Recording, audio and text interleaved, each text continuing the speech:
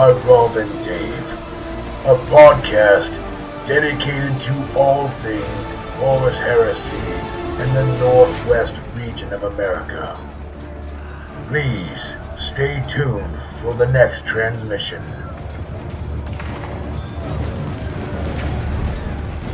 Hey everybody, this is Rob. This is Dave. We're back again for another episode of shit. You've been busy as hell, as always. Story of our lives. I'm tired. Very tired.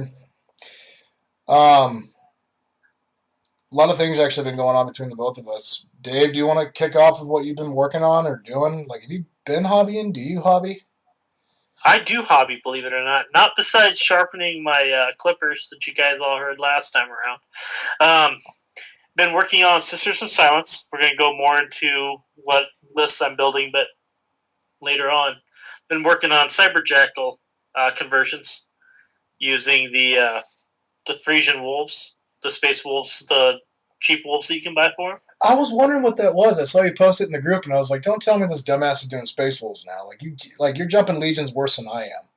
Oh no, I won't be doing that. No, so like I've said before, I'm obsessed with the sisters right now, and I'm slowly purchasing more and more of them from people, or people are donating it to me out of the kindness of their heart, and I'm loving them more for it. But I'm using the wolves and using some Necron parts to convert them to make it's a simple conversion. I don't want to go over the top because I don't want my robot. I don't want to look like robots. So, wait, you say cyberjackals. What do those do for sisters? I mean, we're kind of jumping early, but now I'm curious. What are those? They're part of the pursuer cadre. So it's 5 pursuers and 6 jackals. Okay. And the jackals, let me get my book out. We're going to do that a little bit later. Okay. If you don't, I mean, give us the short and sweet. Like, what's their function? Basically, they're just set up to hunt down the psychers they're after. They're like a pursuer unit, kind of like what the police dogs are. Oh, I gotcha. Yeah, I mean, why when you're with the space wolves would you need less wolves? Just bring smaller versions. I get it. Yeah, but they're set up to run straightforward. They're called the pursuer cadre. Mm-hmm. And the jackal stats. Let's see here we are. It makes you wonder if when the space wolves were on the way to Prospero, if like to pass the time, like the space wolves and the Sisters of Silence would have like professional dog shows. You could see that actually. Like they're just like, no, you do not understand. The Thunderwolf is, and like the Sisters of Silence are just like, because they don't say anything, right? And then they have like their dogs jump around. Yeah, but they're basically a 2-wound, weapon skill 4 beast with a 5+ save. So wait, so how does that work then in a mixed unit with infantry? Like, are they able to just move on their own? Yeah, they're considered an independent infantry part of this unit. Oh, really? So, yeah, they're pretty slick. They don't really have a whole lot of special abilities in that unit, but it's just aesthetics-wise, it looks really cool. They got move through cover, feel no pains. They have rage. So. Oh, great! And so not only do the sisters have jackals, but they have rabies as well. Perfect. So great. Rabid jackals with melted guns. What the fuck? What? Yeah, you can give them a melted gun every 3, 1 out of 3. What is with the talons of the Emperor and like everything they look at? It's like either you're going to get a melted gun or a las cannon. Well, it's either a melted gun or a flamer, and I'm not doing flamers. I should do a flamer with a ballistic skill too. Don't get me wrong, but I think it just looks. I think the melted gun wouldn't catch my own people. I'm going with aesthetics. Remember that? But I just I can imagine some dog accidentally tripping and exploding and killing my own people because of gas canisters. You should model a sister like holding a leash with one of those jackals like sitting down and her feeding it a treat. I could do that. That'd be hilarious. Or like have like one of those like, those like dog steps they do at shows. Like have the sister like running next to one of the steps and one of the jackals like prancing up the steps. That would be hilarious. That'd be fucking spot on. Like Man, the talons of the emperors are highly trained. So are their dogs. Very highly trained. They're a threat. Yeah, it's like I said, I love the aesthetics of it. Even the space wolves, the wolves are big compared to the sisters, so it's kind of funny in that respect. But that's awesome. So you just been plugging away at Women in Armor? pretty much, and gathering. Went down to Heroic Knights today and talking to some guys. Paul's been working on his Imperial Fist, so it's like that to me. That's part of the hobby too, is making connections Totally. or keeping connections. And totally. I gave him Sigismund, so awesome. Yeah, he's old. I actually came across that today. I stopped by Tier 1 to get some. I bought a box of cataphrons to convert into rapier turrets for my Raven Guard. Mm-hmm. Not for like price effectiveness, just because I think they look like faster than rapier turrets because the tracks are like they remind me of like a long track snow machine. Yeah. And like when you look at the two side by side and look at the cataphrons, it's like if one of these two needed to haul ass, I feel like this one would do it better.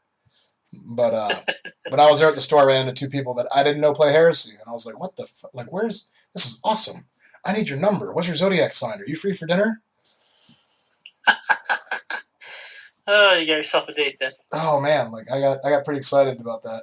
A Sons of Horus player and two Sons of Horus players. We have 3 Sons of Horus players now in my local community, and they were not there 2 months ago. Nice. Yeah. That's pretty much it. Anything else you've been working on?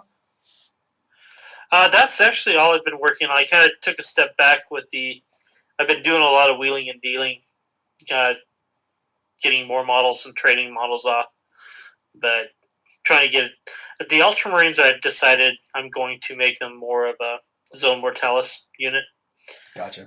So until I can get the money up to get more the Caesarians and stuff and make bigger breacher unit. So I've got to be cautious on spending. I sent my wife to Disneyland, and that's where she's at right now. So it's like let her do her spending and see where we're at the end of the month. Oh, that's right. You had to do your caveat and your catch. You had to let her go to Disneyland for LVO. Forgot about that. Yeah. She's down there right now. She's texting me, "Oh, good night." I'm like, "Yeah, I'm not in bed yet, honey. I'm sorry. I'm podcasting right now." You're away from she should have been like, "Oh, sorry, yeah, I'm not going to bed anytime soon. I got all the guys over. We're staying up late drinking. What are you guys doing? Don't worry, we're playing Warhammer." Yeah, she knows me better than that. It's like when it comes to during the week I don't do much. It's like it's bedtime early, That's why I love our hobby. It's like the best way for me to get out of trouble. What are you doing? What are you doing tonight? Why are you out so late? Oh, I'm out with the guys drinking some beer. It's like, what? You're out at the bar? No, I'm at his house. We're playing Warhammer. What? Get away from me. Oh, okay, no, that's fine. Okay, come over whenever you want to. Yeah, it's like, oh, okay, you're allowed to do that. So yeah. That's all I've been. I mean, I'm fairly boring. I've been posting pictures, getting people to vote on my Cyber Jackals. See which paint job I was going to do, and I think the golden stripe thing that I came up with is out the window. So you should what you should do is you should take a Dremel on random patches of the wolf, and just Dremel the fur down to where it looks like it's bare skin underneath, and then just make him look that's basically what I did. Just make them look like rabid, mangy jackals. Just the most disgusting looking, something you'd see in a post-apocalyptic movie.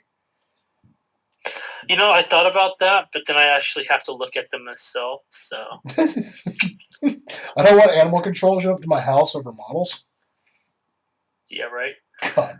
But it's like I want to make them look cool. I'm trying to make them stand out, but they match the sisters really well with the black and white theme. I've just got to figure out how to do it to where the black isn't so just black. Yeah.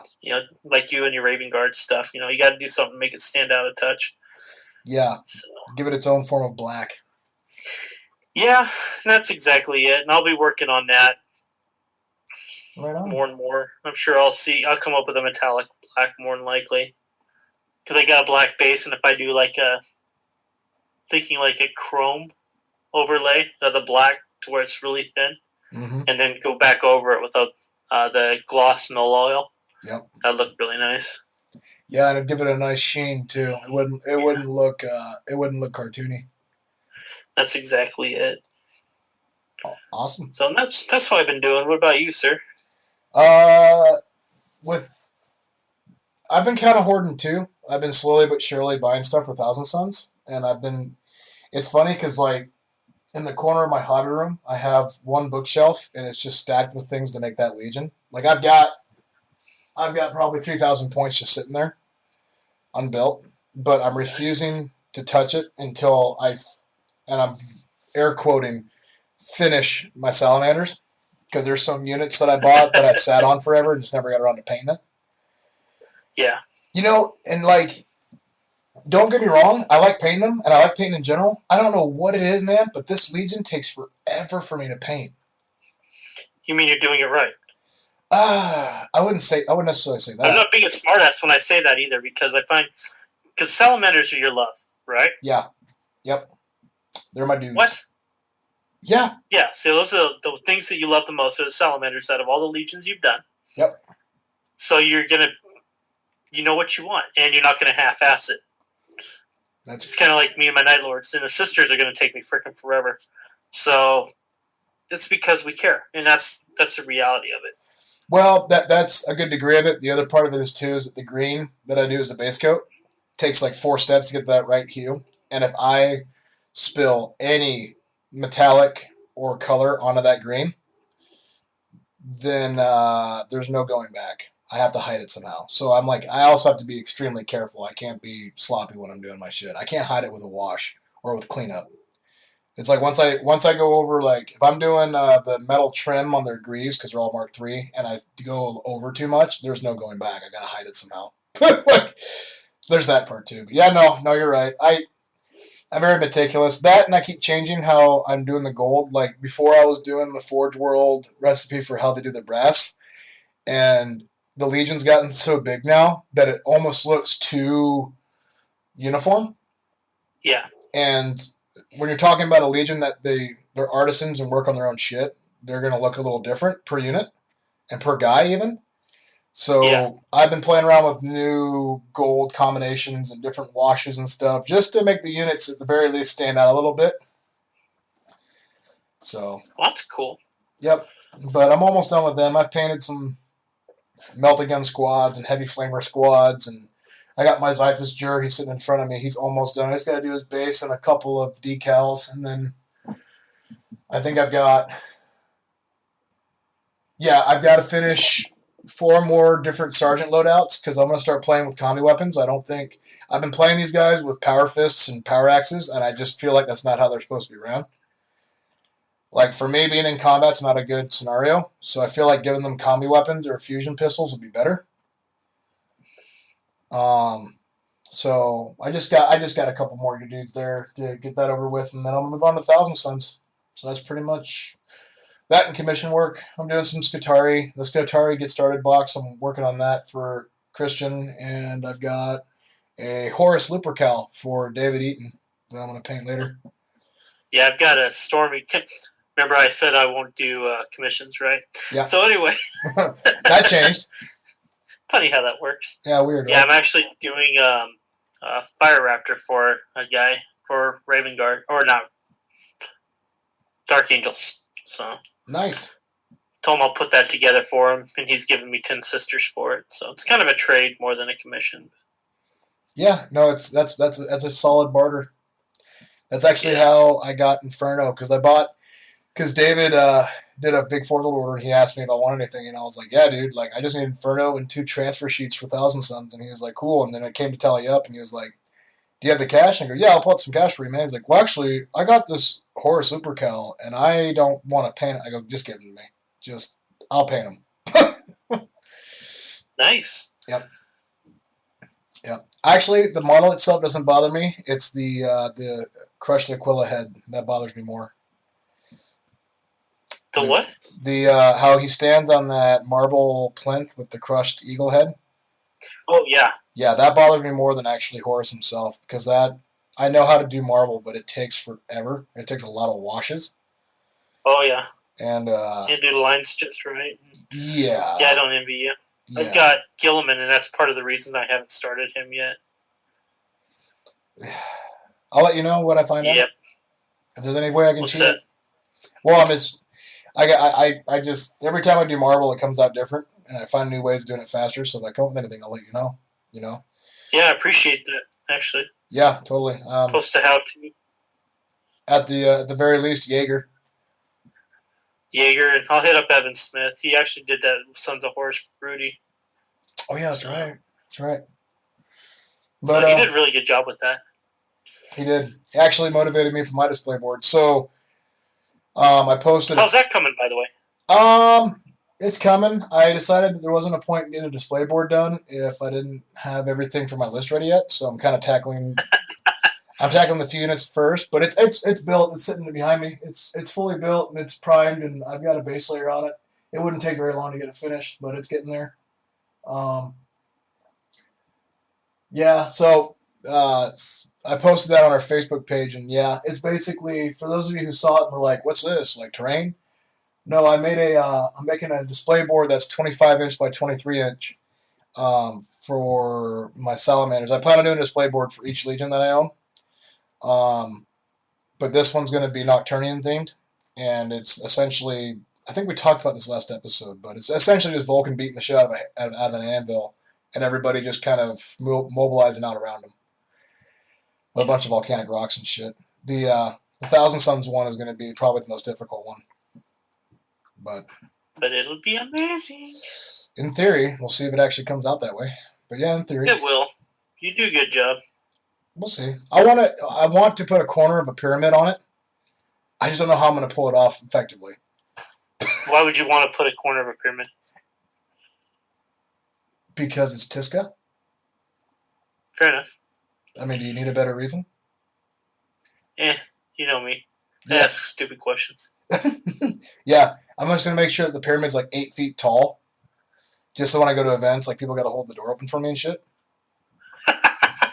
That would be hilarious. Excuse me, presents. Yeah. Thousand Suns coming through. Probably trip and fall.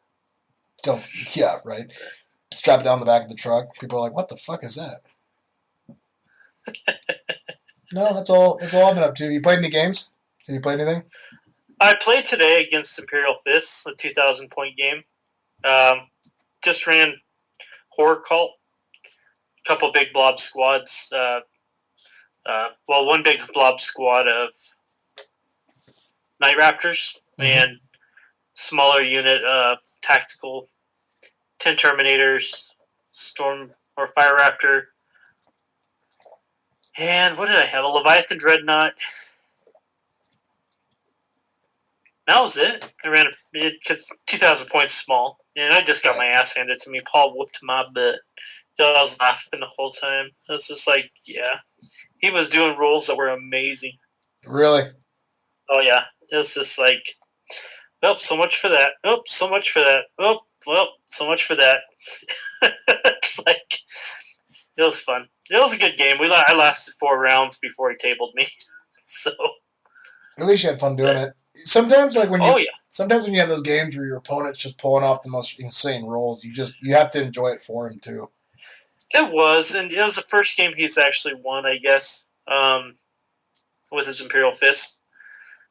And so I'm like, oh, at least he beat a good list, you know. And I've never had a chance to actually go up against Imperial Fist by themselves. Mm-hmm. I've played against them if somebody has them in a team.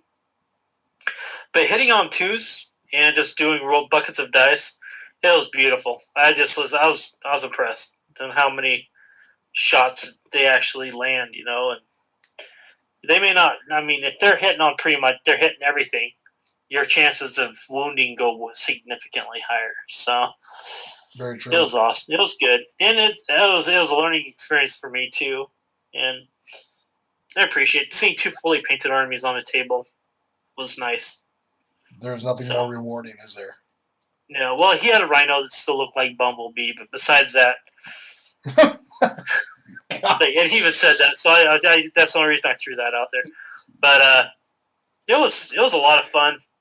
So it was nice because we go down. The great part about 30K is more about visiting than anything else. I think I got down there around 2 Mm-hmm. to actually sit in the store, and I didn't leave there till 6. I think we chewed the fat longer and we played the game, and it was fun. It always seems to work that way. It does, and that's where we're holding our invitational, so we're kind of talking that out a little bit. It was fun. Awesome. So, you've been busy. You had events. Yeah, so funny. First off, Fairbanks had their 2,500 point event last weekend, and I wasn't able to make that because you didn't make it? No, because as life likes to do life things. I woke up one morning to go to work on Thursday, and my truck decided that was a great time to kick on the check engine light, the open gas tank light, and my emergency brake light, even though it wasn't engaged. And I was driving to work, and I was like, shit. So I took a photo of it, and I sent it to the event organizer, Cameron, and I said, hey, man, so I want to show you this because it's legitimate, but this just all kicked on my truck this morning. He's like, oh, shit. And I go, yeah, well, with how expensive tows are up here, I'm not going to risk driving all the way up there in 20 below weather when my truck's doing this. I was like, but if I can get it fixed in time, I'll still make it up. Well, Friday, I had some work stuff come up. I got called in, and then I worked on my truck Friday night and Saturday morning, and I was able to clear the code. It just needed a new mass airflow sensor. The open gas tank thing, I still don't know what the hell that's all about. That's probably just a sensor that's just carbon built around the gas tank. But I got it to clear, and I told him, I was like, sorry, man, like, I can't even make it. Like, it was like 8 o'clock in the morning when I fixed it on Saturday, and their event started at noon, and that's 370 miles. I was like, I'm not going to make it, man. Yeah. But so there was that. But I guess I had 10 players show up, which is awesome. So that was cool. We got a couple more events coming up here in the near future. We've got the Symphony of Betrayal, just a simple 1-day, 3-round, 2,000 points over at MJ Cards and Comics this Saturday. And then the Artist Trident campaign starts 2 weeks from this Saturday. That's the 3-part narrative 2,500 point tournament set. Nice. Yeah, a lot of hype building over that. A lot of people asking questions about it. I did have a lot of people ask, why did you separate the days out by 4 months? And I was honest. I was like, well, one part is because those are the days that are available to me with the store, but also because it made the most sense as far as new people coming in to have time to build their lists. And for anybody who may still be wondering, when you play in the Artists, you only have to stick to your Legion and your faction that you originally enrolled in. So if you don't make the first event and you come to the second event, that's when you enroll. So, like, you don't have to show up for all 3 of them. But once you do show up and you register, that's what you're committed to, right? Yeah. But you're not committed to your list. You can change your list to anything you want it to be. Just you're stuck to your Legion and your faction. So, yeah. We got that coming up. And I've played a couple of games, too. I played against Nate and his Death Guard again after that battle report. Yep. And I'm going to totally... we played 2 games in one night. I just didn't record it because, honestly, I just don't have the time to edit right now. But I brought Salamanders and Orbital Assault, and I've learned that I think that might be the way I prefer running them. I got my ass kicked. I got tabled, actually, on our first game, and then the second game, I won off of objective control. But it solves a lot of the problems that they've got, which is they're a medium to close range army, but how do you get there? Yeah. But I'm still really enjoying that Proteus list. It seems like it's too strong, but like I've gotten my ass kicked with it. But it's so much fun to just play with giant armored boxes. And hell yeah! You just lots of armor. Yeah, and you just roll around, and people are like, "What do you do with that?" I'm like, I don't know. I can't really do a whole lot when I'm in them either, but it's fun. It's like You can't kill me, and I can't kill you, so it's a win-win. Exactly. And then I played John Miller and his Blood Angels for the first time over the weekend, and holy shit, I've never had to play against Blood Angels, but assault cannons, holy shit!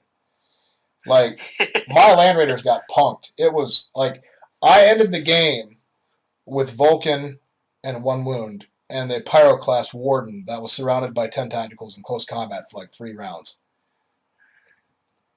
Like that's hilarious. Yeah, like everything. And I mean, he had a pretty strong list. He had a Spartan. He had 3 Predators that were basically ball Predators. He had a Fire Raptor. Did he do the deep striking units? The only deep striking unit he had was a Leviathan and a Drop Pod. That's the only one he had. Well, that's fair.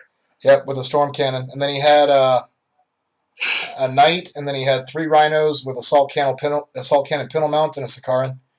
But just Jesus, man, the Wrens, it was nuts. And then okay, you gotta ask this about the Leviathan. Did he put auto cannons where the flamers were? Assault cannons? Yeah, he did. That is hilarious. My brother-in-law did that. Did he have actual assault cannons on there? No, because he's still working on how he's going to convert them. He didn't. I'll get Chris to post his. It looks ridiculous, but it's amazing. Yeah, man. He was like, so you know about me having assault cannon titties, right? Like, oh, yeah, I'm aware. It's totally cool. Like, I'm aware. Yeah, it's ridiculous. And Chris actually put assault cannons on his. And it's just, I don't even know how to describe it. I think it's awesome, but it's just ridiculous. I think it's bad. I want that. Oh yeah, dude! Like that is a DACA machine, man. But that just makes it even more badass. Yeah, yep. I think the funniest thing with that game though. So like towards the end of the game, we were playing Blood Feud, and I chose tanks for obvious reason, and I just had Vulcan out there with like 3 wounds, and he's just running around trying to smack tanks, and John also had Garo in his list, right? Well, the whole game, Garo's up on this bridge, and I was never going to get to him, right? But for whatever reason, he decided that Garo was going to get off the bridge and get down on the ground, right? And as soon as he did that, Vulcan was standing right there, like, I think I was like 16 inches away, right? And he had a seeker squad and a tactical squad around him. And I was like, hey, man. Like, after he got done with all the shooting, my Vulcan got down to 1 wound, and I was like, hey, man, you want to charge him to the tactical squad? He's like, man, I don't think I should be doing that. And I go, I don't know, he's only got 1 wound, and you always wound one better, so you're going to wound him on 5s, and da-da-da. Like, right? I was just like, come on, man, like, charge me. So he charges me. I was like, yes! I overwatched, didn't do shit. He gets into combat. He challenged me with an Artificer Armor Sergeant, so I couldn't ground pound, so I swung with my hammer, and I killed 3 or 4 of them. He didn't put any wounds on me. He fails his leadership check. I outrun him, right? I consolidate 6 inches. I boomerang him over towards Garo. Then it's my turn. I move up to Garo, and it was a 9-inch charge. And he was all like, you're not going to make that charge. And I go, what are you talking about, man? I got fleet. So I rolled the dice, and I got a, what was it? I got a 5 and a 3. And I was like, oh, I got fleet on a 4. Hope he makes it. And I rolled the dice, got a 4. I was like, bam, there he is. He's in. And he was like, shit, I totally forgot about this. Garo, you could win if you kill Garo. And I was like, yeah, man, here we go. And so I wounded Garo twice. Garo didn't do any wounds to me. I won combat. We found out that Garo isn't fearless. So Garo rolled his leadership check, rolled an 11, fled, right? So I chased him down, but Garo's got that rule where he can get back up on a past leadership check. And he makes his leadership check and stands up. And that was the end. That's hilarious. That was the end of turn 5. That was the end of the game. Oh, you almost got him. I almost got him, man. It was a really good game. Like it was brutal for me. All those assault cannons and shit just rending the living hell out of me. But it was a fun game. It all came down to a leadership check. Yeah. So. That's hilarious. Yeah, I tried a leadership today and I failed. The Night Lords are the ones running today. Isn't that kind of their MO though? Like, oh no, it's not working for us. Run away. Oh yeah. Yeah, it actually fit because they were getting their asses kicked. It was funny. Like he's like passing all these fear tests because they did that horror call. You get all those. It's like, yeah, I'm not doing good today. But it was fun. It's like it sounds like you're having a lot of fun up there too, man. Oh yeah. Our heresy scene's certainly growing and gaining a lot of hype and ground, which is awesome. Certainly awesome. So one thing I want to mention to the community, just to go and we're talking a little bit about the Dreadnought drop pods. yeah, We're not talking about rules this time, guys. You guys do your own thing. I don't really care. I don't want to start fights over this. yeah. Calm down. We're over it. But Forge World had their mold broke. It is official. They're not going to. There are no plans as of right now of producing more Dreadnought drop pods. Mm-hmm. That being said, Rob and I were discussing on how we could handle that in our own metas, because there are people, I know that there are some that have ordered them and now they're not going to get them. Yep. So that being said, Rob, what do you think you're going to do up your way? I personally think, the footprint for the Dreadnought drop pod is, I wouldn't call it substantially, but it is slightly larger than a normal drop pod. But with that being said, the only thing that's going to hamper as far as any kind of rules go is if it was to go off the board. Beyond that, I think that the benefits of both an embarking and disembarking and shooting and all that stuff are going to be about the same with a standard drop pod. So I think as long as it's modeled appropriately, kind of like the Dreadclaw conversions we've seen with drop pods, and what I would think is modeling appropriately is just building a drop pod with like no doors and just 3 fins or something of that caliber. Just so it's obviously different than the rest of them. I'd be okay with just leaving it at that, personally. Yeah, I think what I'm going to suggest people doing down our way is events coming up at the end of the month, and I know now people are not getting their drop pods, and they had ordered them for the event, is if you have a normal drop pod, what I would recommend doing, there is a gentleman who have done some plastic card drop pods, the Dreadnought drop pods. Get the footprint and tack it to the bottom of that. Don't make it permanent, but make it to where it shows the actual footprints of that drop pod for the event. And I say go ahead and just do that for now. Oh, yeah, no. Yeah. As far as events go, if you do something appropriately like that for me on our end, I'm totally okay with that. I'm just saying that, like, what would be a permanent solution if you wanted to make one? I'd recommend to people right now, hold your breath, because there are so many rumors right now going around about GW making plastic ones. As of right now, if you were going to buy one from Forge World, just do a quick footprint, keep it cheap, and wait and see what happens with GW. Yeah. So, and if we don't hear nothing within the next few months, I actually had a buddy here call Forge World 4 times last weekend because we were talking about different things, and he actually got to know one of the guys at the call center really well.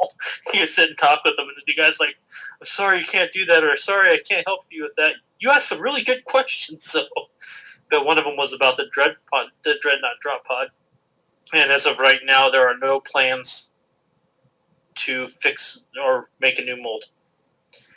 So that tells me something's in the works. They can't talk about it. Yeah, there's, and I'm just gonna spitball because I feel like doing that. I think that might coincide with some of the rumors of the big news. What big news? Well, so they said on Warhammer Community there was going to be some big news or big reveals coming up that'll affect Age of Sigmar and Warhammer 40k. And then all of a sudden, the Talent of the Emperor faction codex was released with pre-orders this weekend for Custodes and Sisters of Silence in 40k. Yeah. Which we expected that to come. Right, but I don't think that's the big. I don't think that's the big news. I think that's just to screw with us. No, and that was a kind of a. I'm sorry, GW. I think you dropped the ball on that one. Yeah. A Land Raider for Custodes, really? Yeah. Can they take the Land Raider in 40k? I don't know. They might in their new codex now, but I don't think they could in their data slate. Yeah, and I know they can't 30K, so there's no point. As you can buy them for their models, but just make a custodes transport and just get over it. But I know I have a weird feeling that with Mark III and Tartaros and Mark IV and Cataphracti and the Contemptor all being in plastic, I've got a weird feeling that Heresy is going to become a mainline game and not a specialist game. There's rumors about that anyway, and it's going to be the more advanced version of it. 40K. I wouldn't be surprised. And honestly, whatever. I don't care. I think it would be kind of cool. Yeah, I don't think it'll be like. I think it'll still be supported rules wise from Forge World. Yeah. I just think it's going to become mainline product as far as what Games Workshop will provide. So that way you go to We're going to Forge see World. plastic. Yeah, and I think that may or may not explain the Dreadnought drop pod thing and other kits in the future. Yeah, because I mean, there are just some kits like the Volkites and all that just look better in resin. But yeah, we'll see what happens. No, I can agree with that, but we'll see.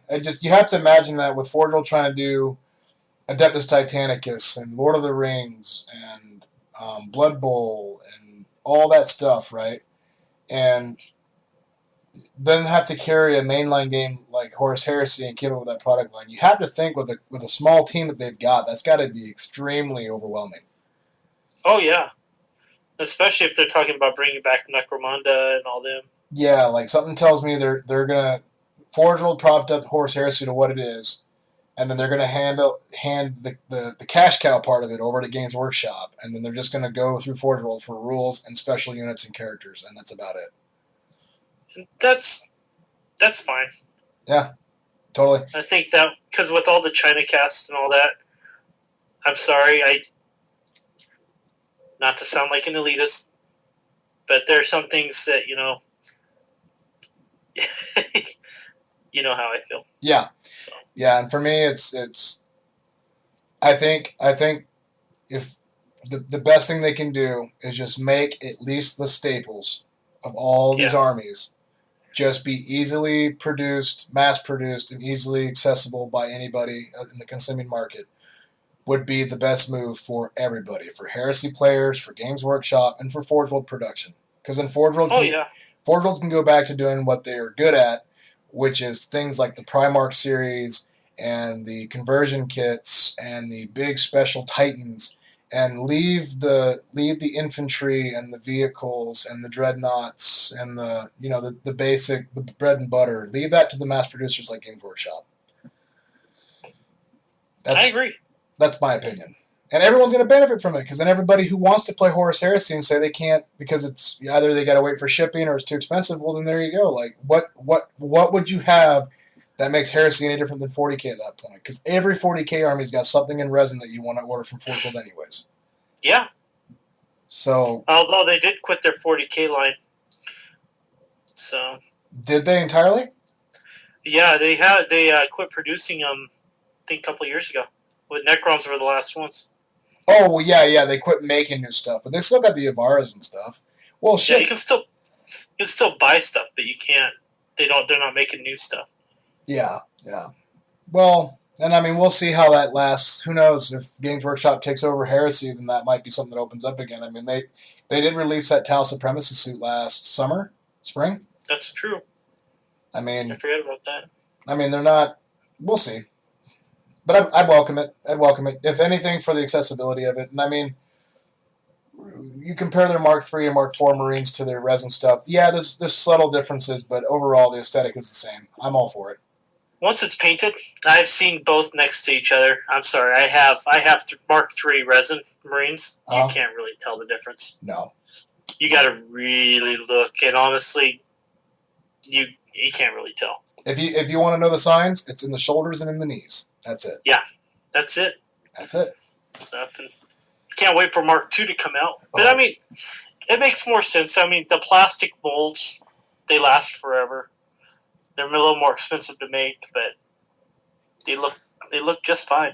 Well, and to be honest too, like, I agree with you on the resin, like for some of the weapons and add-ons, totally. But my God, the plastic Marines are so much easier to paint, just because you don't have the problem with resin, which is it is so defining. Yeah.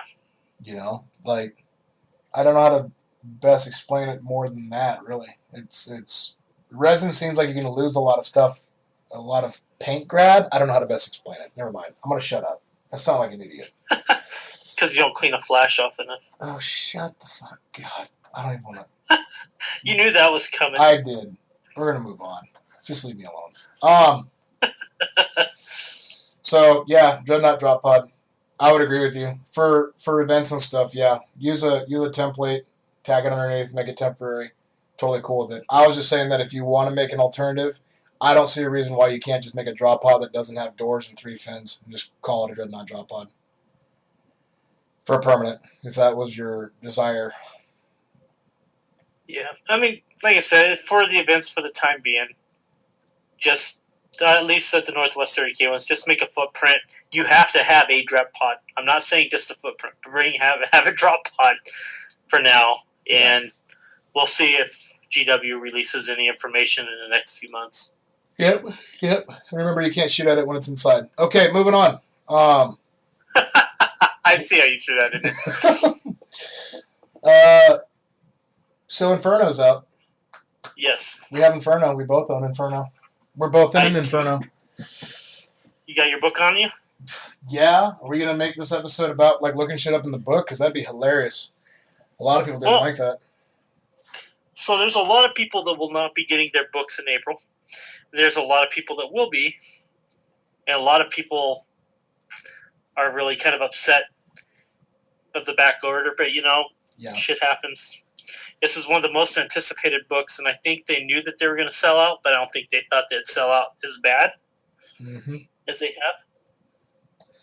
Well, so what do we want to do with this? You don't have to go over all of it, right? Just like... No, I'm not. I think because we had discussed before the show, is that you're doing Thousand Sons. You've decided that, and everybody knows I'm doing Sisters. Yep. So both in that respect, I think Thousand Sons have been talked to death. No, they haven't. Yes. No, I'm going to let you talk haven't. them to death a little more, because we haven't done that on our show, because we said we wouldn't do that earlier, and we didn't. Dude, haven't you paid attention? Nobody cares about Thousand Sun rules. It is the least popular army out there. Uh-huh. Nobody even knows why they exist. It's all about the Space Wolves. Maybe in your area. Fair enough. No. It's, I love the Talons of the Emperor. I go off about the Sisters of Silence models because I don't know why in the hell I'm so obsessed with them. I'm maybe just don't have enough women in my life. I guess you're a womanizer. She's not here right now. I can say that. You make it sound like she doesn't listen. Oh, she doesn't. Actually, she does. I think she did the last one. But she was stuck in a car with me. You're so screwed. Every day. So the thing I just want to point out, so I won't go into too much depth, but building the Sisters of Silence cadres, I guess is what they call them. Yeah. Building a Sisters army is a lot like Space Wolves is. For every 3 units, I have to have an HQ. Oh, interesting. Okay. So it's a different force org for the Sisters than it is for the Custodes. So I'll read this. He goes, here's the cadre structure. In order to field any units with the company cadre special rule using the Talons of the Emperor army list, at least one HQ unit with this special rule must be part of the detachment for every 3 non-HQ units in the company cadre special rules in the same detachment. For example, one HQ with company cadre is required to field up to 3 other units, 2 HQs to field between 4 and 6 units, and so on. So I think that's going to be cool. So I'll have 4 HQ units to run the 3,000 point. Oh my god, their HQ units are ridiculous. But we'll get to that. By the way, I'm following you. I got my book open that page. Yeah. I'm looking forward to that, and I like the cadre tactics. Each one of them, you can give them infiltrate, or crusader, or stealth, or overall, because they're specialist units. Right. So, and that I love that part of it because it's like, I can have an Oblivion Knight unit with Infiltrate, but give the other one Crusader because I'm using them for different purposes. Right, or like even having you could have like the I'm totally gonna butcher this because I honestly haven't gotten to this part. I got the Thousand Suns, and then the Erection showed up, and then I never got further. That's all right. But essentially, you could have like the Flamer Squad be infiltrating. You can give like the ones with the Cybolt stealth, so they can hide and cover and survive. And you can give the ones with the great swords the over Ox that's +1 to combat res to better guarantee them sweeping somebody. Yeah, and that's exactly it. When I first got the sisters, I told you we didn't have any ideas on how the 30K rules were going to pan out because the 40K rules are very different. Right. For these characters and stuff. Well, who knew? The Flamer unit's a heavy unit. Yep. And I thought that was kind of interesting, which is good. Well, they're heavy Flamers. Shock. But the Oblivion Knights, and then are the heavy swords, or whatever they call them, the great swords. And then, or the execution blades. There we go. Let's do this right, Dave. Read the damn book. Executionatus. But then they got a troop choice that also has great swords. So, but they act different, which I thought was kind of cool. There's subtle differences. Not like, oh my god, why would you run one and not the other? Wait a minute. But, so I'm just diving into the sisters list, and I'm just noticing something. You can mix Custode squads with them. Yep. Wow. Okay. Didn't know that. Or the Dreadnought. Okay. Again, I'm not going to do that. Right. It's thematic. I'm running a pure sisters force. And then, it will be amazing on the table. Probably get slaughtered, but who cares? So. I just realized I'm an idiot. This is Talons of the Emperor, not... Yeah. Okay. Never mind. I'm not even drunk. I'm not even drinking. I'm drinking water. I suck. Okay. No, it's okay. And the cool part is every unit can take that blimp of theirs as a dedicated transport. So, yeah. I have to have 5 of those in my list. Oh my god. So... Yeah. Okay, so we have the Vigilators. We have the... there's your Pursuer cadre. I know it doesn't work for good listening when we're reading a book while we're doing this, but if you really are this far in the podcast and think we have our shit together, that's on you. With this, mind you, we do this more of we talk about what we're going to talk about beforehand. This is very much a conversational podcast. We don't go down and, Rob, let's talk about this specifically, because that's not how it works in a conversation. We try to make it flow. Well, that, and let's just be honest, there's 100 podcasts out there that do that already. Yep. We just want to talk. But, so, talking about your blimp, though, speaking of which, I guess move over to it. So, this is an interesting vehicle. Yeah. It's an assault vehicle. Yeah. But it only holds 12 models, which is funny because it's perfect. Mm-hmm. It's realistically, sisters have no apothecaries. Nope. So you'll run an HQ, and the max amount of models in any one unit is 12. That's running the Pursuer cadre, which is 6 Jackals or 6 Steel Talon Wings, and then 6 Pursuers and Pursuer Mistress. So, it's 12 total in that one. So that is the largest number, and they make it to where it can fit that one by itself. Or a 10-man unit, or I take that back, 10-woman unit with their HQ. And that'd be 11. And it's actually a pretty point for point. This is a pretty good transport. It's 125 points, and it's got front armor 12, side 11 with 4 hull points. Yep. That's awesome. And it reminds me a lot of almost the Necron Knight Scythe. Yeah. Because what it does, it's got a 4+ cover save, and because it's got the battle aspects, yep. It has night vision, and it reduces cover saves. It's got the distortion field. which anything from 12 inches away or more has a -1 ballistic skill penalty. Oh my god. It has a capture grid, so a tank shock inflicts D6 Strength 5 Hammer of Wrath attacks while doing so before any Death or Glory attempts. So it's awesome. It's got stealth. It's nice. I love how it can jink. Like it's like saying that an AC-130 is like the most agile plane in the fleet. Pretty near, and I was kind of surprised. So it gives you a choice. You can either have a Hellion cannon, which is a 24-inch range, strength 7 AP4. Yep. The 4-shot. But it's 4 shots twin-linked with pinning, which is nice. Yep.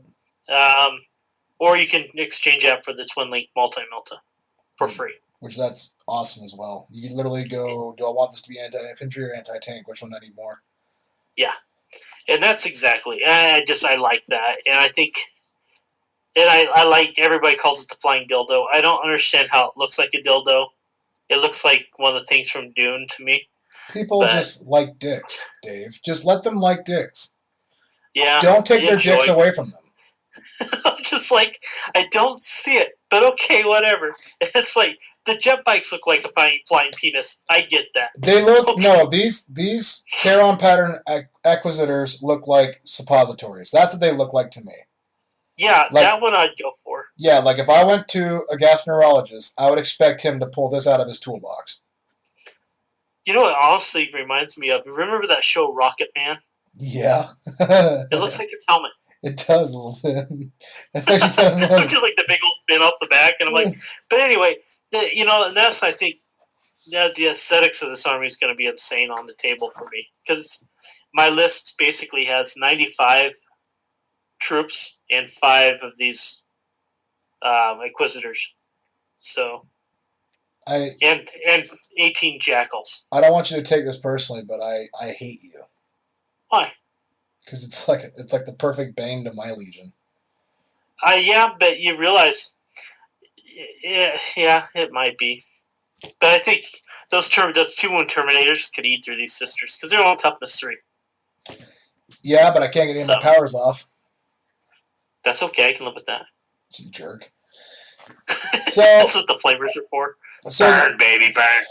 So they call them Seekers. That's the heavy support choice. Yes. And they come with flamers. Which is funny. They're called Seekers with flamers. It's so weird. And yeah, it's weird. And that's pretty much it. Besides, the Mistress can take a couple of, your typical sergeant upgrades. Yep. Oh God, the Custodes Sagittarium Guard. I remember these. Those are the ones with the beam heavy bolters, right? God. I believe so. Yeah. Ugh. They're so cool, but I also hate them at the same time. And they teleport. Oh, yeah, great night. Yeah, so I love these guys getting these units, these transports for their armies because it actually limits them more. Like, thank you very much. Yeah. Absolutely. And then we won't go over the Warlord Sinister Side Titan. Let's just be honest, you're never going to see that unless you're setting it up. Yeah, and I think it's pretty cool. So that's why I'm looking forward to Sisters, is that I think it's a unique enough army. It's different enough for my Night Lords, even though it is a fast army as well. Mm-hmm. It's a different type of fast army. Mm-hmm. And I appreciate that. I like some of the unique weapons. The Neuro Lash. It's a lot like the Scythe of the Death Guard guys. So more people you have in base contact and around you, you get more attacks. Yep. It's more of a sweeping weapon. So, I mean, it's kind of has a little flair of its own.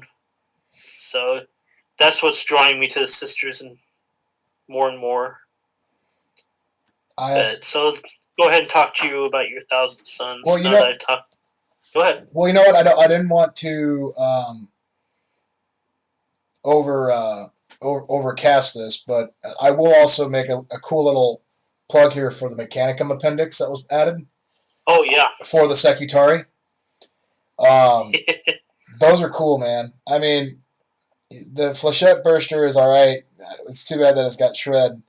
But the fact that that galvanic caster can kind of just rotate what it wants to do is pretty rad. That kinetic hammer shot's gonna be rough. Um, but they're essentially just small pointed squads, and they're just the guardians of the Titans, which I don't know. So I got this weird goal. So every year, it seems like I do 3 armies. Whether I keep them or not, it's a different story. But I seem to want to do 3 armies in a year. So this year I've settled on I'm going to do the Thousand Sons, and then I'm going to build a Knight household. And if finances and work out right, then I want to do a Legio. And I would love to get some Sekitari to defend my Legio. That's kind of my, but that we're talking Legio like next Christmas, like kind of timeline. But I would love to be able to have some Warhounds and a Reaver or 2 and a Warlord, and just be able to have a Legio. I don't know why I would never use it, but it'd be so cool just to say I have it. It'd be fun to build. Mm-hmm. But no, so we won't go too far into that. They are pretty cool though. I do like how they added those in there. Yeah, the Sekitari. There's like a lot of guys have been looking forward to them. They guess with the Sakari plastic kits you can get from GW. I have heard rumors that there's supposed to be upgrade kits coming. Yeah. Just build off of those. Yep. Which will be awesome because it's still, again, like we talked about, easier access.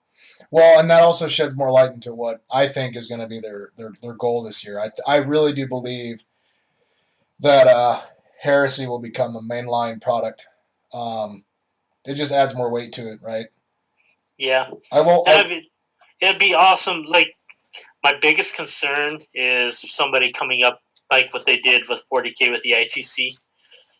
Yeah, at the start I thought it'd be awesome, but then I realized what that environment will create for this, and that's not what the spirit of it is. Yeah. And it can get wonky really fast. So as local organizers, we're going to have to kind of keep that separate. Yes, agreed. And I think the clientele, at least in our groups, they're non-competitive. I wouldn't say non-competitive. They're not ultra-competitive. They enjoy their themed armies, so I think we'll be okay with that. Well, I think to say that nobody builds a legion or an army in Heresy and doesn't try to monopolize on what that legion's really good at is kind of a farce. I think everybody does that, whether they realize it or want to or not. Yeah, that's why I said not ultra competitive, more themed. Yeah. So. I mean, I can agree with that. There is one unit here, though, in the Mechanicum Appendix that I am going to put a little light on, because I don't know how to deal with this thing, is the Voltarax. Is that big bug? Yeah, I don't know what to do with that thing. I do. I'm glad you do. Heavy 3 Haywire is I've got 3 Graviton Rapiers just so I can get 3 Haywire, but that does not have the mobility nor the diversity that this thing's got. No, this is where you're like a heavy bolter unit would come in handy, or something along those lines. Some with a lot of shots. That's not a vehicle. A heavy Volkite unit could do it. Yeah, but it's flying. That's the hard part. You're hitting on 6s. Like that's still not. You know what? It happens. Yeah, what's that other that Daredeo? Yeah. Actually, I think Daredeo handles it quite quickly. Yeah. It's only got 3 wounds. 4 wounds? 4 wounds. With a 3+. But I mean, well, and I guess if it jinx, then you kind of nullified it a bit. Yeah, and that's exactly. We've seen a couple of these down at LBO. I think Richard has one as well. They didn't last very long. I think there was some of the first things that got killed. So, what is that other one that Contemptor that does, as long as you don't move it, you got Skyfire? Yeah, the Mortis. Yeah, the Mortis works because the weapons you got to worry about is 24 inches. The Mortis with the Kara's auto cannons, 48 inches. Well, I just realized too, if you've got a Daredeo with that Acneus las cannon array, and you give him the Daredeo launcher up top, that missile launcher, that will reliably delete this thing in 1 round of shooting. Yeah, so I mean, there's, like I said, as scary as it is, there's always answers. But if you don't have those, I would say a heavy weapon unit with lots of shots. But okay, so and this is something that I will praise Forge World on for making the Heresy rule set. What I like about when they release units is that every unit always has a major flaw, right? And there's another army somewhere that has a really good answer for it, so it makes that person bringing that original unit very cognizant of that fact. So there is, unlike 40K where it's like, I don't see any reason why I wouldn't do this, right? Yeah. Like there's no other alternative. In Heresy, you have to think about all-rounder. It's like either you're going to build an all-rounder that's going to perform okay across the board, or you're going to do what you're supposed to do. I'm not going to say supposed to do, but thematically what your Legion would do. And you're going to be really strong at one thing, but you're going to be really vulnerable to something else. I just like how they naturally balance it with this. There's not like a huge power creep. The Custodes thing, I'm concerned like everybody else about Custodes, but the reality of it is they're expensive, points-wise. Oh, yeah. And they may be tough as hell, but I was just talking to my buddy Nate, because he's bringing his Custodes to Artis. And I said, I was like, your Custodes are really tough, but until people start bringing Vindicators and Typhons, and I wouldn't be too worried about it. It's like, yeah, you got a good point. And I go, hey, FYI, I got a Typhon on the way. Like, he's like, what? And I go, yeah. Like, like, it's the truth, though. Like, there's always a unit that will delete another unit in this game. Oh, yeah. So. Yeah, it gets, you just got to think outside the box a little bit. And a lot of people, and I'm one of them included, get stuck behind, well, what would my Legion normally bring? Well, honestly, the Legion would bring anything that would effectively kill their enemy.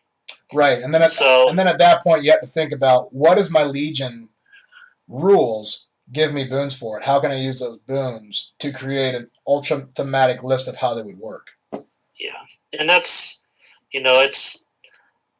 I play Night Lords who are the Legion itself is very sneaky, slaughter-based. They want to sneak up and kill people. They love using, in Book 2, they talk about them using tarantulas. I don't use tarantulas. Yep.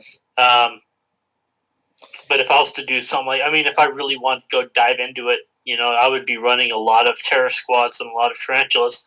I like the horror cult more. Yep. However, they all had tanks.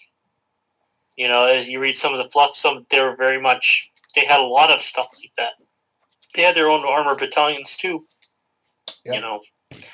So guys, when I say that, and the reason I'm saying this is because, at least in our area, there's been a lot of talk about who can take what and what not.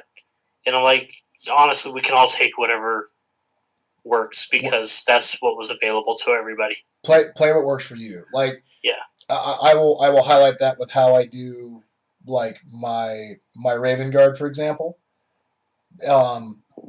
Everything in that Legion either has a jump pack, is on a bike, or is on foot. Like, I hardly have any transports, and if I do, they're either just plain old rhinos or they're Storm Eagles, right? And as far as, like, how I always build my lists with the Raven Guard, I never put a lot of points into something. Like, everything has to be point efficient. And what I'm adding to it now is some Outrider bikes, some Graviton Rapier turrets, and I'm ordering a Typhon for them. And the reason why, because you could easily look at a Typhon and go, why would they bring a siege tank? It's like, well, you have to remember that Raven Guard were all about creating a trap. They were all about ambushing their opponent, cutting its head off, and then bailing as fast as they could. So it makes sense to me that they would take things like, kind of like how Germans used to use their panzers, right? They would take these tanks and they would bury them into ruins somewhere and have it sit and wait for when the enemy came across it. Same thing with the rapier turrets. They would set up where they were going to strike and then strike at the right moment and hit hard. And then as soon as they hit their target, bail out and get out of there. So that's kind of, that, and it's all about point efficiency. So that's kind of the things that I think about too. Salamanders the same way. If you look at my Salamanders, half that army's Terminators, and everything's in a Land Raider of some sort. Because they were very ornate with their armament. They were very much a slow force, but they were very tenacious and wouldn't give up and would just grind forward, which is why they were such a parallel to Death Guard. Yep. And they had no problem taking losses. So, nice. Moving back a bit, so yeah, we'll talk about Thousand Suns, and I actually am more interested to talk about the Space Wolves than I am about the Thousand Suns at this point. But go for it. Well, I'll just talk about what I'm doing for my Thousand Suns. Okay. We won't go through the Legion rules because, for the love of God, just Google it. You'll find discussion. I am going to bring up something with your book. Go to 279 real quick. Oh, is this the tourist picture? The what? I heard that there was a misprint somewhere where there was a tourist, like a photo with like tourists in the background. No, I didn't look. Okay, I'm at 279. No, you there? Yeah, I'm still here. Okay. Does that custode look like he's tripping? He does look like he stepped on a shoelace. Like, he looks like he's falling. like he's getting his halberd out to catch him on his way down. I'm just looking at them like, that's not right. I like how he's alone. tripped. I like how he's alone, surrounded by grav tanks too. It's like he's like running out there, like, "Wait for me, guys!" Oh! Like, why did you do that, Joe? You left me. Mm-hmm. So, the Thousand Suns list that I'm building right now, and I never stick to just a list. I always like to have extras so I can rotate stuff out. But what I'm building towards right now is, in fact, the Guardian of the Crimson King Rite of War. We all know about it. We all know what it does. But essentially, it's going to be a level 3 Praetor with Archaeotech Pistol, Digital Lasers, Iron Halo, blah, blah, blah, blah, blah. And he's going to come from Raptora. Even though I don't want to go from Raptora, I want to go for Biomancy. But the reason why I'm doing that is because I'm bringing 2 units of 5 Sekhmet Terminators and Tartaros pattern armor. And they're from Raptora. With the way that the Legion's written, whoever your warlord is, his cult arcana, your compulsory troops have to mirror it. And as much as I want to have Iron Arm and Warp Speed off on my Praetor, I'd rather have Tartaros Terminators with a Cataphractite save. So, hell yeah, that's just me. But they're just going to have Power Fist and Chain Fist. Personally, I don't see the point in having them force weapons. I don't see the point in risking a Perils of the Warp so you can get instant death when you can just bring a Power Fist, and you'll get instant death on pretty much anything you fight against except for Custodes. A couple of 10 Tactical Support Marines with Rotor Cannons and Aspect Shells. 10 Breacher Marines from Raptora with Graviton Guns, so they get the 5-up cover, 5-up Inbolt from shooting and 4-up Inbolt in combat. Graviton Gun because Thousand Suns actually have a hard time with armor. 3 Quad Launcher Rapier Carriers from Corvidae, so they can reroll 1s for their Shatter Shells. 2 squads of Veterans, each of them with a Melta Gun, Asphyx Shells, Marksman, and from Corvidae, just so I can get Prescience and do the Twin Link Shredding Rending that we've all heard about. 10 Heavy Support Marines with Volkite Culverins from Corvidae, so they can reroll 1s because they're not going to move. And then to plug in points at World 1 Scorpius. I do have an alternative idea to bring Magus Amon, because he can do that, give a unit outflank. Yeah. And I want to have a Predator Squadron with Executioner, Executioner Plasma Cannons that outflank. And some of those, I'm not even going to call them by the real names, it's too long, but those special snipers they got, just for the fluff reason. That's pretty much what the Legion looks like. I have a couple of other ideas, but that's pretty much what I'm building towards. It's kind of funny because it's like Raven Guard in a way. They're very much infantry eccentric, but their infantry isn't as their infantry tries to monopolize off of their psychic powers rather than Raven Guard and them being able to come in really fast and hard. Yeah. So. Yeah, that's kind of what I'm working towards. Have you done any tests playing at all? No, I haven't yet, and that's my own selfish pride. I got to get them built and painted first before I start playing them. That's just me. Yeah, because I'm. I'm just curious more than anything if you've seen anybody play them or anything up there. So a couple of guys I've heard about some battle reports. They talk about it.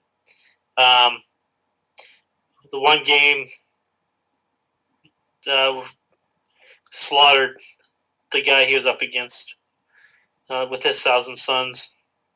And then another guy down in Seattle, he was playing another gentleman with his Emperor's Children against 1,000 Sons and won the objectives.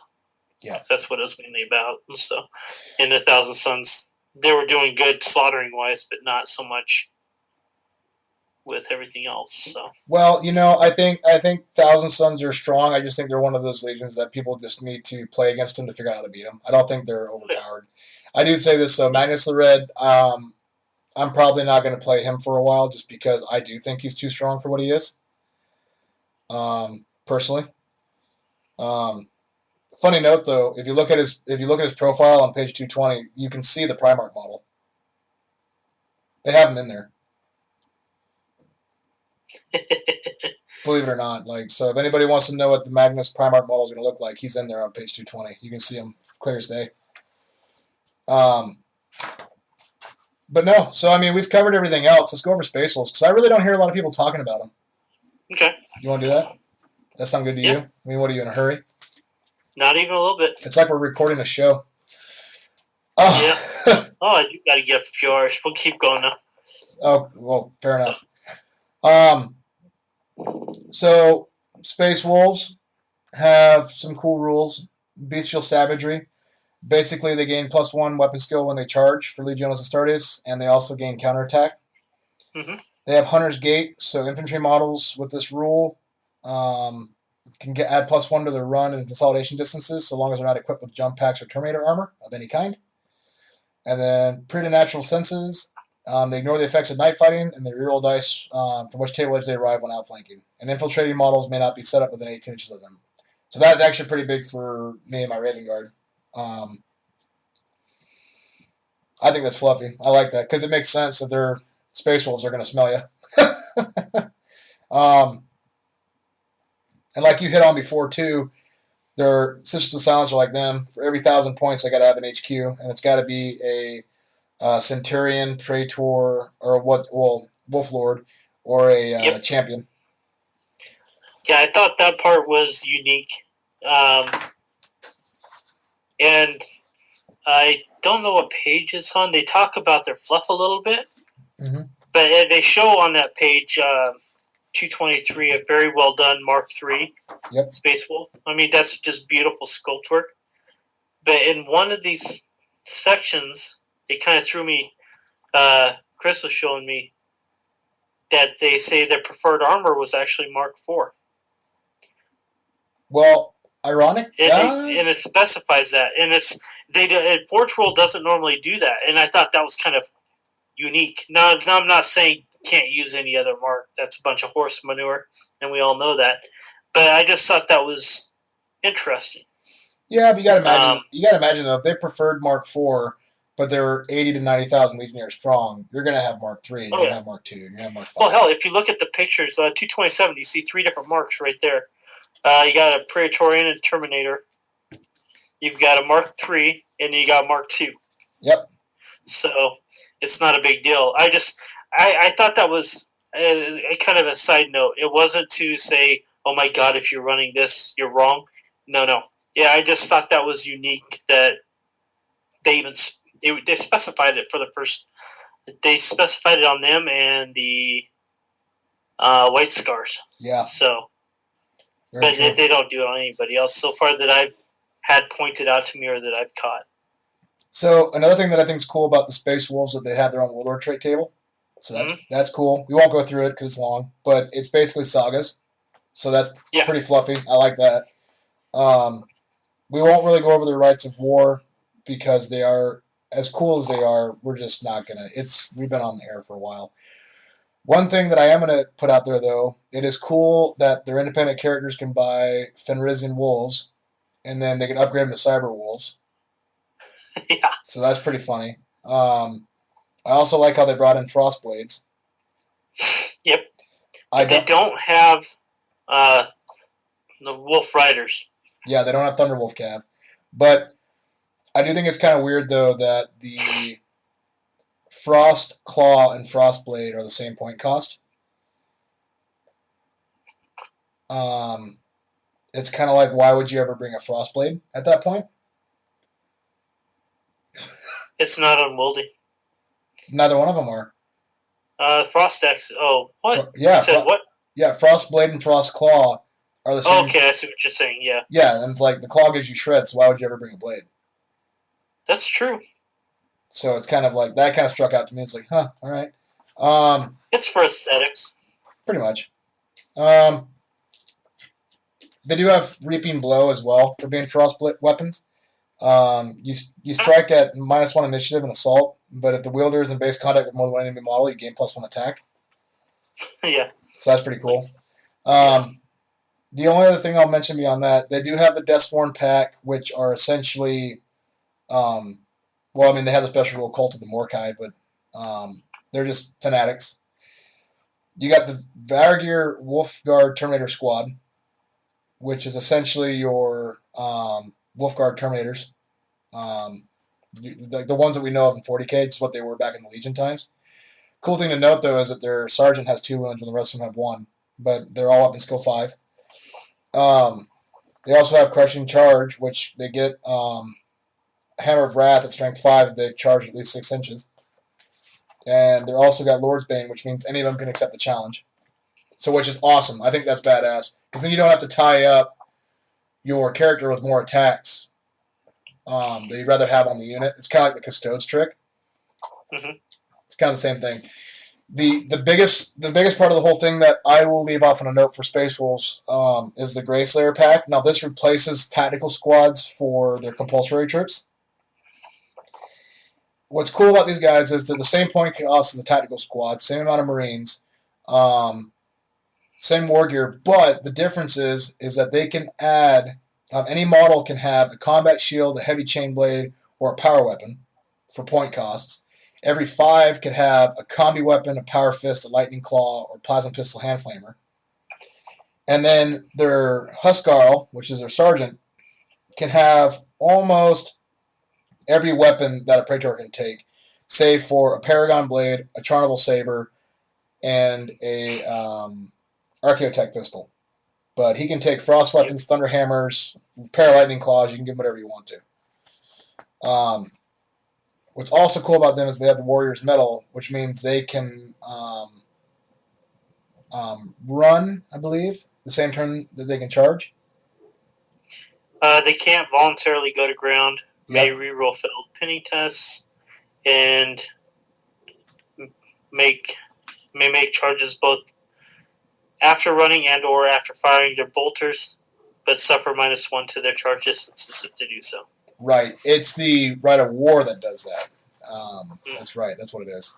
Yeah, so if you combine those two together, that's actually pretty brutal. That's pretty rough. Yeah. But they're pretty... I don't know why there's not been a whole lot of talk about Space Wolves, because actually they're pretty damn terrifying in their own right. Oh yeah, well they're a very close combat army and specialized. I'm hoping to see. I think the Thousand Sons are just getting so much attention with all their Psyker abilities because they're the first Psyker army out there. Yeah. In 30K. Yeah. It's your usual Eldar React scenario. Yeah, and people are worried about it, and I just don't, it's going to be a big deal right now, and everybody's just saying, hey, what happens when you have a Sekhmet star with Magnus? But I think as time goes on, when people play that Legion, you're going to hear a lot of horror stories where someone tried to cast Endurance because they really needed it that bad to survive the combat, and then they had a Perils of the Warp, and then their Psyker killed himself with his final wound, and then the entire army took pinning checks, and half the army couldn't shoot that turn. I look forward to that. Yeah. Yeah, those stories will come up because I see the likelihood of it. They do their pinning checks at -1 leadership, which it's not a good scenario to be in. No, and it's yeah, it's gonna be interesting. I'm looking forward. Like at March 25th at our event, I'm sure we'll see a few. So when that happens, I'm sure that we'll see things start see the bad as top of the good. But, some people just roll really freaking good, and we may not see anything, but yeah, it does happen. Yeah, I think we just need to give it time, people. Just build your armies and play them. Oh, yeah. Have fun. Remember, if it gets too serious and you're thinking too much about it, because this is a dice game. Yeah, exactly. Remember, there's still yet to be a right of war that gives you free war gear. So, there's that too. Yeah, right. It's like, but, and like I think I said last episode or the episode before that for all those who are playing 30K and listening to this, you got to realize these are very powerful legions, and Forge World has done a good job at making them those powerful legions, but not over the top. Yeah. At least in my opinion and from what I've seen and heard so far. Now, do I want to face these armies? I would rather face Space Wolves because that's how I play. I know how to handle that. So, Psychers hell, I used to play Necrons.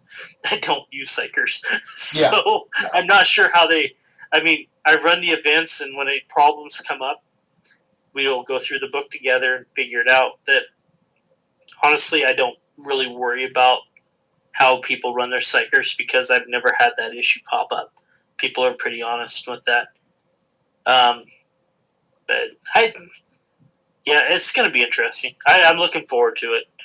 I really am. And just the first time that Perils happens, there's going to be clapping. I'm sure of it. And they're going to be laughing. Oh, yeah, and it'll have a chain effect. I mean, how many times you rolled an 11 in combat or something, right? Like, it's going to happen, Lord. And it's gonna happen to the wrong unit at the wrong time. Oh, yeah. And that's what makes it fun, because you're like, well, son of a bitch. Yep, watch. That mark my words, someone's going to have that big Killy Sekhmet squad coming at them, and they're going to be 4 inches away and ready for the charge, and then someone's going to fail a Psyker test, so they're going to get pinned. Oh, yeah. And it'll be on my Sasquatch table. Yeah.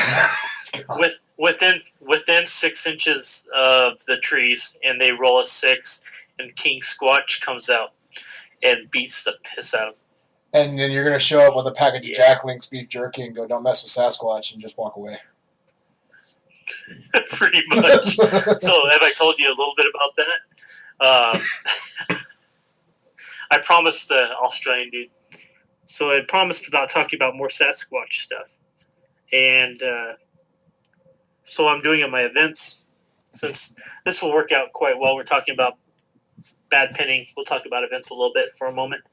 The Sasquatch show I'm going to have is a D6 or a D3 roll. So on 1s and 2s, nothing happens if they're within 6 inches of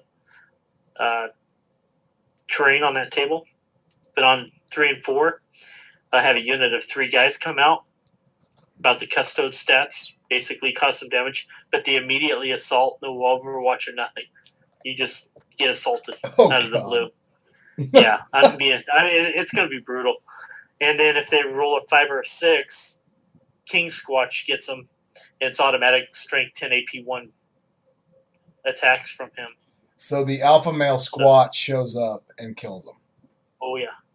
But I'm only going to give him a few attacks. So it's not like he could run into a unit and kill an entire 10-man squad. He's going to be able to kill 3 guys quickly. And that's it.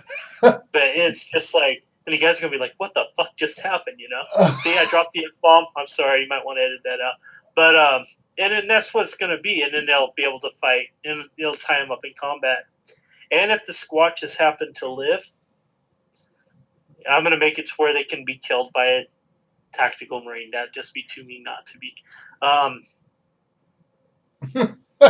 I just like the idea of just this tactical squad walking by some alders and out of nowhere furry arms come out and grab 3 of them and yank them into the bushes. And everyone looks behind them like, what the fuck?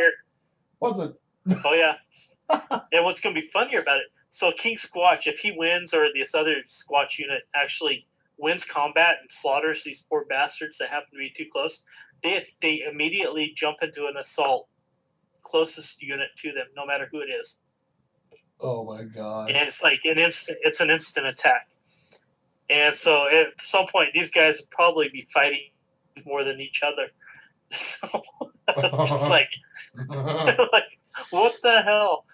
But I'm gonna make it to where if you actually kill these units, you get a special ability or whatnot. That's so But badass. it is, and it's it's going to be fun. So I guess I got to admit that my event isn't going to be a very good proving grounds for these new armies either, because each table is going to have their own different abilities on top of their own. Each player has their own set of objectives. So That's the bright side of with this game is that we can really just make it anything we want. It'll work. I just like the Sasquatch. Oh yeah, the Sasquatch one's going to be hilarious. The one thing I'm doing too at this event is that all three. I'm having Richard Johnson. He's typing up the scenarios for the Zone Mortalis. We got 3 tables of that going on, and each objective they do affects the table of one of the big tables. So it'll either be like orbital assault or some weird thing like that, or But what I'm also doing for the big tables, if they each of they're putting out objectives of their own, and each objective will affect the Zone Mortalis guys in one way or another. Oh, that's awesome. So it's all interactive. It's just like everything's going to be connected. I may even make it to where they affect tables next to them. Like, you activated a grav thing to where your guys, instead to move 6 inches, they only can move 2 inches now. And it's just random. And that would be the great part about it. And it's going to be in player packets to where they don't even know what's going on and who it's going to affect depending on what table they are on. Because we have 8 tables. And I'll just say roll a d8 if you get your second objective and you hold it for 1 round. And this is what happens on this, whatever table you happen to roll on. This happens. That is so awesome. And it's just going to be very crazy. And I think people have fun with that. And so. See, I've got a dream. We're talking about like table effects and stuff. I was talking to a few of the guys about this earlier or later last week. But I have a dream of if artists try and become successful. And what I mean by successful is we have a pretty good steady turnout and everyone has fun and has a good time. That next year we do it again, but I want to have an event where if we have enough people, I can group off tables, right?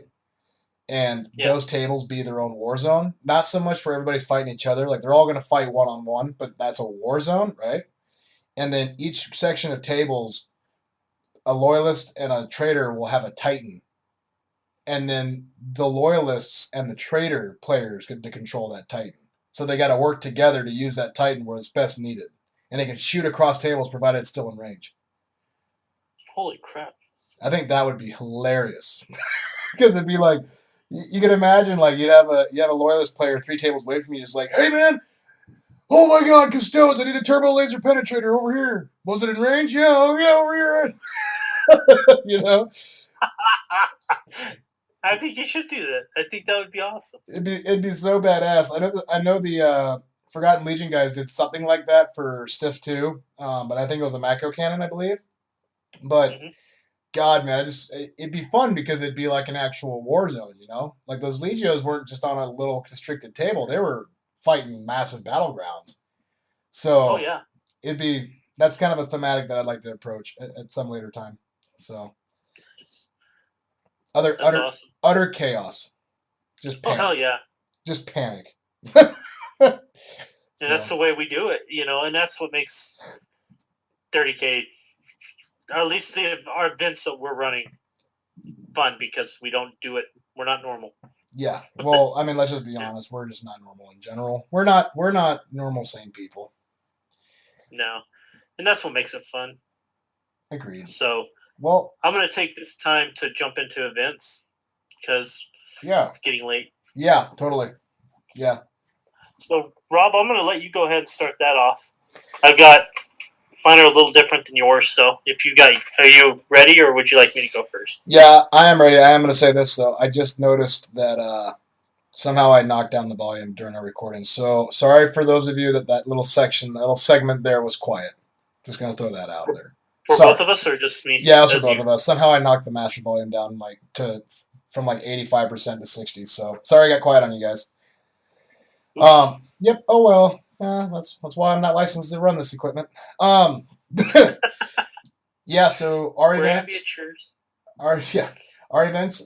So coming up on the 18th, we've got the Symphony of Betrayal going on at MJ Cards and Comics. 3 round, 2,000 point lists. Registration and startup's going to be at 11 a.m. I am going to ask that people do at least provide one solid copy of their list to give to the either myself or Josh Neal, who will be we're going to kind of tag team running this event. I only say that because this is intended to be a event for newcomers to join in. I just want to make sure that everyone's making their list right. Especially with so many people now relying on BattleScribe, which is, let's be honest, not accurate to say the best. No, it's good to build a list. I will tell you, if you're building a Talons list, Talons of the Emperor, it's inaccurate. Yep. It'll tell you can't do certain things, but you have to. Read your rules. Yep. Okay.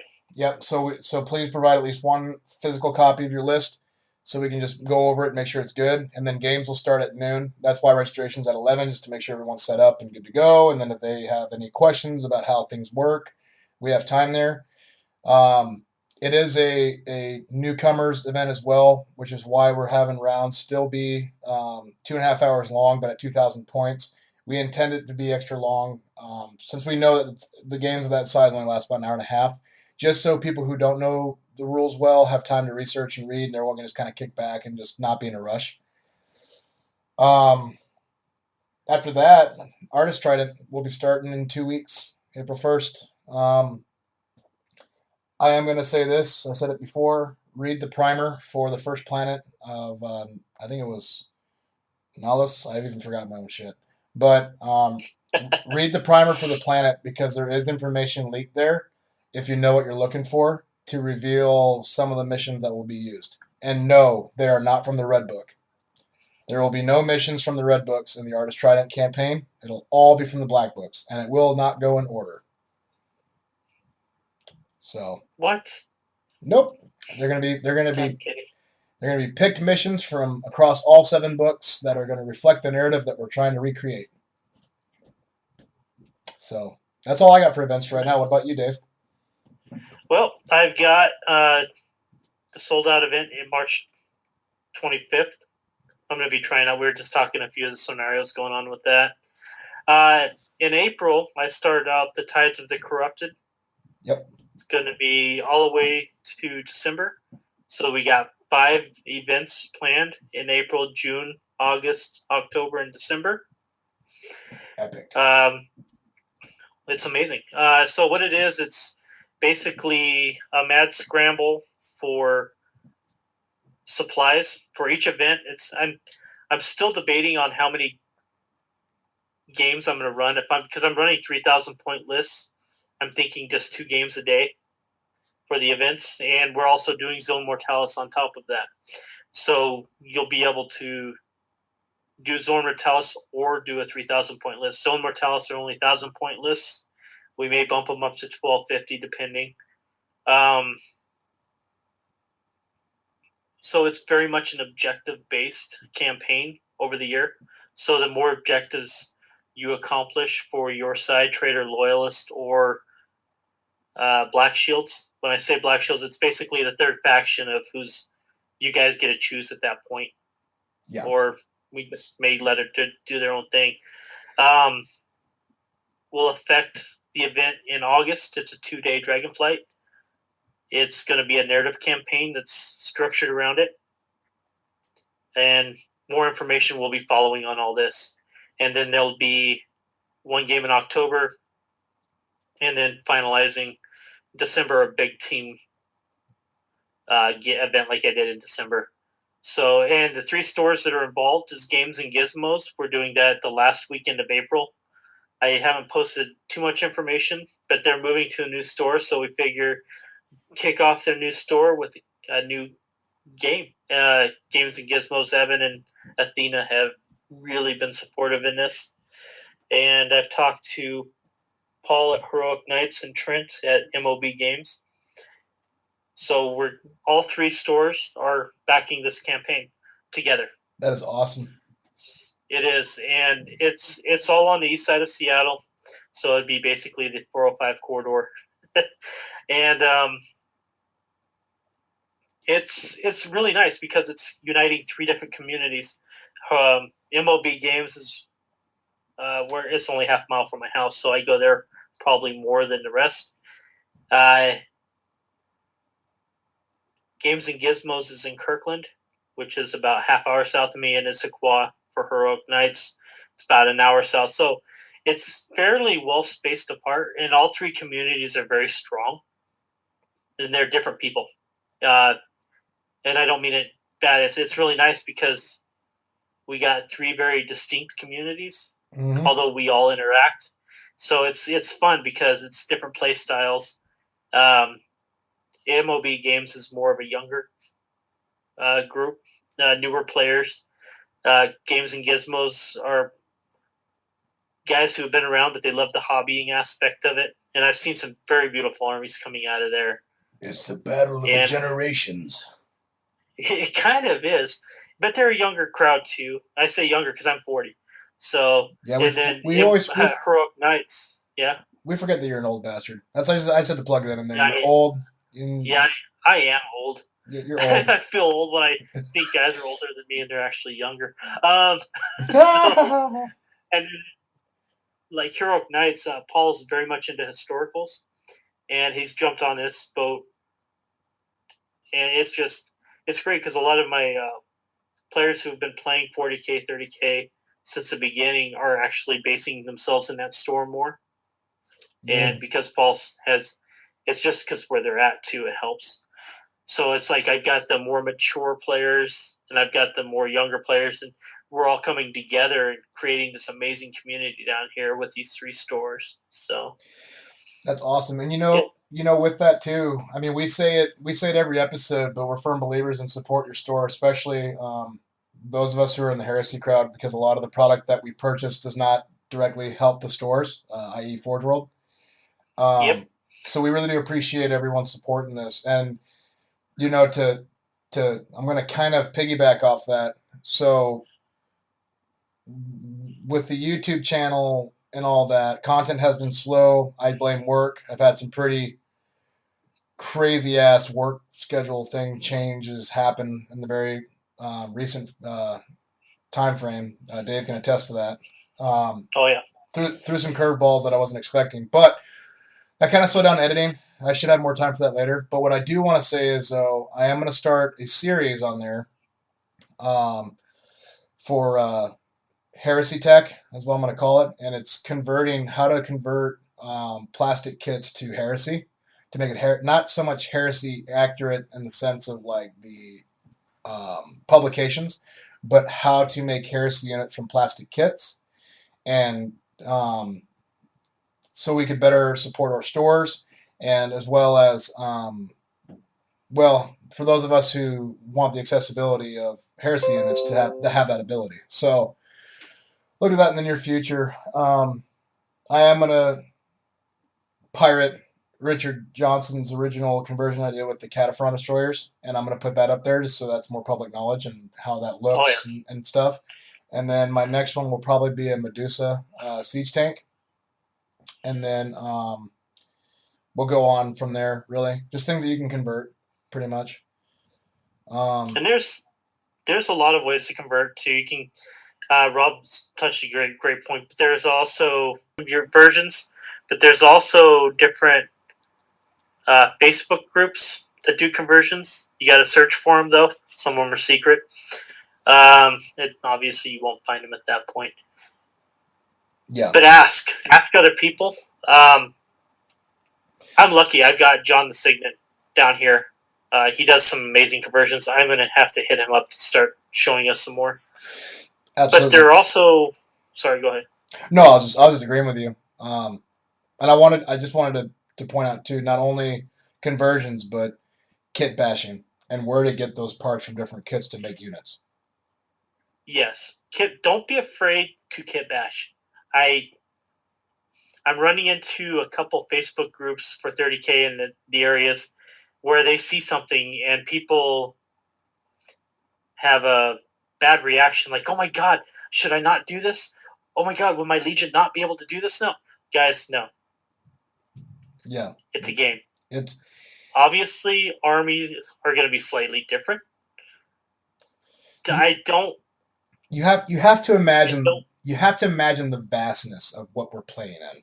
It's more vast than even 40K. You're talking legions that are hundreds of thousands of legionnaires strong, being supported by hundreds of Forge Worlds that have their own STCs and improved upon STCs. They're all going to look different. They're not going to look uniform. A perfect example, look at the illustration of the Emperor standing off against Horus with Sanguinius at his feet. Look at the background. Look at all the Marines back there. Not one of them looks uniform to the next one. Yeah. So that being said, I don't want to discourage new players. I don't want other people to discourage new players. The only thing that I will discourage is I don't think it's aesthetically correct for going out and buying 40K Marines and using them as 30K. Now, mind you, if that's all you can get in your area, so be it. And if you show up at my event and you say, Dave, this is all I can do, whatever. If anybody bitches, I'll deal with it. But, it's understand I want the community to grow. But okay. Don't be afraid to ask questions, but don't be afraid to kit bash either. Yeah, well, I mean, the reason why we're kit bashing and converting is in the spirit of the thematic that is the Horus Heresy. And let's be honest, with Mark III and Mark IV being in plastic now, there's really no need for anybody to be buying 40K Marines. No. Just call that kettle black. But as far as kit bashing and stuff goes, there's some really good resources just in the plastic kits that you can benefit from. I'm going to go ahead and point at the Raptor kit from 40K. Those jump packs are Mark III. I'm going to point over at the Sanguinary Guard kit. That's Mark IV jump packs, and they're universal. They work for all of them. If you want to make Assault Marines, I'm going to correct you on the Raptors. Those are Mark II. Oh, sorry there, Mr. Historian. No, actually, they did. No joke. They never made any Mark III jump packs. I don't know why. Well, it kind of makes sense because Mark III is more armor. Is a more armored version of Mark II. I don't see that as being very aerodynamic. Well, and they were meant for breachers. Yeah. Okay. The Mark III was for the actual space combat. Yep. And that makes more sense. Or for breachers. It was described somewhere in one of the books I read. We totally just tripped and fell down a hole somewhere, didn't we? We just did that. We totally derailed the conversation. But yeah. But that being said, I've got a Mark III Apothecary with a Mark II jump pack, and you know what? It looks amazing. Yeah. So screw you all. Yeah. So my point is that once I start doing this little series, which I got to figure out how I'm going to set up, how I'm going to record it, but I'm going to show you how to make certain Legion units using bits from across different kits, and I will make the video, show you if I needed to do any kind of conversion or cutting or trimming. It's going to show that where you need to cut at. It's going to be kind of like a how-to guide, and then at the end of the video, I'll show a list of bits that I use, kind of like that one Facebook group guy that does conversions. I will show a list of the bits and what kits they come from to make those units. So if you don't want to go the resin route, you can't afford the resin route, come on, there's bit suppliers. You've got buddies who play 40K armies. You can get those bits. Let's bash them. Let's make them. Why not? Oh, hell yeah. So that's all I got. And you'll find if you're into the hobby for the hobbying aspect of it more in gameplay, you will have a blast kit bashing. Oh yeah. I love making my own units and makes them unique. They don't, That makes them stand out. You should see my Raven Guard Forge Lord on a bike. He's half of him is literally the tech priest from 40K, but he looks badass. He looks different. Oh yeah.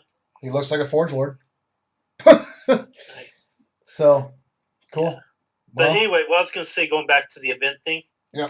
I'm also doing a deal that if you don't run a Primarch and you run a Praetor, and you come up with a good background, you name your Praetor, you tell me how he became the Praetor, I actually have a short story about him.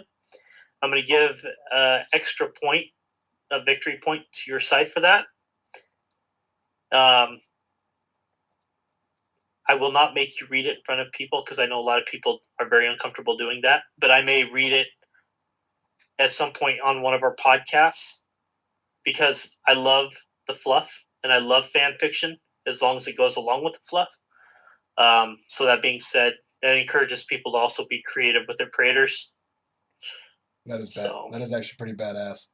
And I will say this too, if you write your Praetor's fluff to somehow killing a lot of Night Lords, that would be amazing. I'll send it's a lie. I'll send you a Snickers bar. I will send you candy. It may even be dicks by mail. If you don't know what that is, Google search it. It's hilarious. But if you did that, killing lots of Night Lords and talking about how inferior they were in close combat, I'm all for it. Kudos to you. That would be hilarious. I hate you, Rob. Let it begin. Man, if you happen to have salamander bits all over there because they use them as trophies, even more power to you. Oh, come on. That's not true. That's not how this works. Oh, I know. That's exactly how it works. No, so, I mean, that's the thing with the events for this year. I'm not running any competitive version of it. The guys who have bought tickets to the Invitational are going to get a small taste. And I really hope to hell you guys like it, of what's coming. Because after LVO, the whole, what they call that, Swiss structure thing, I don't like playing trader versus trader. So at all costs, within reason, obviously, right. I will try to avoid that in any games coming up. Unfortunately, sometimes there are more traders than loyalists, so you may have to run into one. But at that point, I'll let you guys choose your opponents. Yeah. That way, at least it's fun in that respect. Yeah, I honestly, for artists, I don't know how I'm going to really handle the imbalance of loyalist to trader, but I'm with you on that as far as pairing goes. We're in total agreement over that. Because I mean, I'm not going to choose. I'm gonna let people. I kind of agree with the guys at the Eye of Horus podcast. Is, you know what, you guys are paying to play. It's not competitive. You want to come out and try play against your buddy Joe, who you haven't seen in 6 months, or haven't had a game since he started getting into the thing, and you both happen to be trader, and there's an extra trader. Go for it. Yep. You know, it's just let me know beforehand. That would be best. Only because I do have packets set up for each table. So it's going to be fun, and I'm really pushing hard. My goal is to make the Dragonflight event the largest in the Northwest. We had 70-some. I think we had, how many did we have at LVO? The 1073? Yeah, it was, I think it was 73 registered, but like 62 attended. Okay. So my goal is to get to that size in the next year or so. And the fact that it's being held at the Bellevue Hilton, it's in a hotel. There is alcohol served. They're going to have a bartender there. You didn't tell me that part. Oh, yeah. This is it's awesome. So Games and Gizmos is actually backing this for year 2 on this. I went down there and talked to Evan and Athena about it. And I've got to figure out how to structure the games because it's Saturday, Sunday, early on Sunday for people who are traveling from out of the area. If you guys have any suggestions, please contact me at northwest30k@gmail.com, or even just message me personally on Facebook. You guys, it's Dave Leger. If you're on the Northwest 30K, you'll see me there. You can message me through Northwest 30K event page. Rob will see it. I'll see it. Yep. Anything that you guys would like to see, I understand I am doing 3,000 point lists this year. I am allowing 1,500 point teams. So those who are newer players can pair up with somebody who's not so new. And a lot of people love running a team against one other person. So understand that. So when I say 3,000 point lists, there is a team aspect still allowed. That's actually pretty cool.